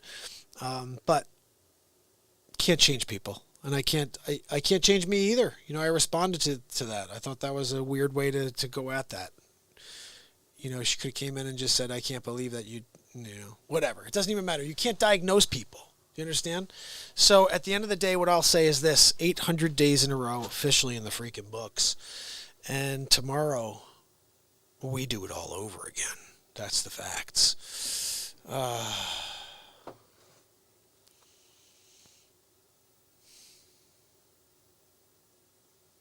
Peter Parker and you, Dana. A thinker said, how dare you be funny? You can't be funny. Hold on a minute.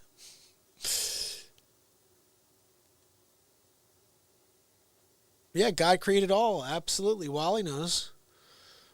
God created all opinion, all perspective, and we're supposed to learn from each other, not condemn each other because we think differently. These last 4 years have been confusing, haven't they? So fam, friends, 800 days in a row. Kyler, he's up late night, little Kyler. Oh my goodness. It was a pleasure to see you guys. And remember, tomorrow it's going to be another rockin' show. I got to start working on Stuck on Mars Part 3, and we'll see where that goes. But I want to say thank you to MJ, to Dana, to Chris, to Bobby, to Grandma, to Brittany, to Esley, to Daniel, to Thinker, to Keith, Growing with Wally, Tanya, Jesse, Bernhard, my friend Bernhard, so good to see you. Bex, thank you for your donation tonight. Dana, thank you so much, both of you, for your PayPal donations. Amazing, unbelievable. You guys are so awesome. Keith, thank you, buddy. Appreciate you. Facce's cool. He's a nice Italian's watch, fat pizza. Bernhard, you're funny, buddy. Gene Blair, have a great night, Gene. I really appreciate you, Gene. Thanks so much. Carolyn, thank you so much. Jesse, Sabrina, have a great night. Esley, Dana, have a great night. Sid, have a great night. And Sig, my brother, thank you for everything you do, pal. Remember, guys, tomorrow, bring the light, okay? And allow people to think what they think and feel what they feel, okay? Shine your light on them, and if it's truly meant to be, they'll come to you. They'll join you. But don't judge, don't condemn people, okay? That doesn't make sense and doesn't do you any good either. That's not what this life is about. This life is about opening up your heart to each other and allowing people to choose, okay? It's very simple. And if you allow that to happen, they'll decide. And then you could decide to just be the person that you are and focus on you. That's the reality here, okay? But I'll tell you one other thing. I'm live every day for the rest of my life. I don't know who I'm going to have on for guests, but there may be somebody you don't like. If you don't like that person that day, tune out for that day and come back.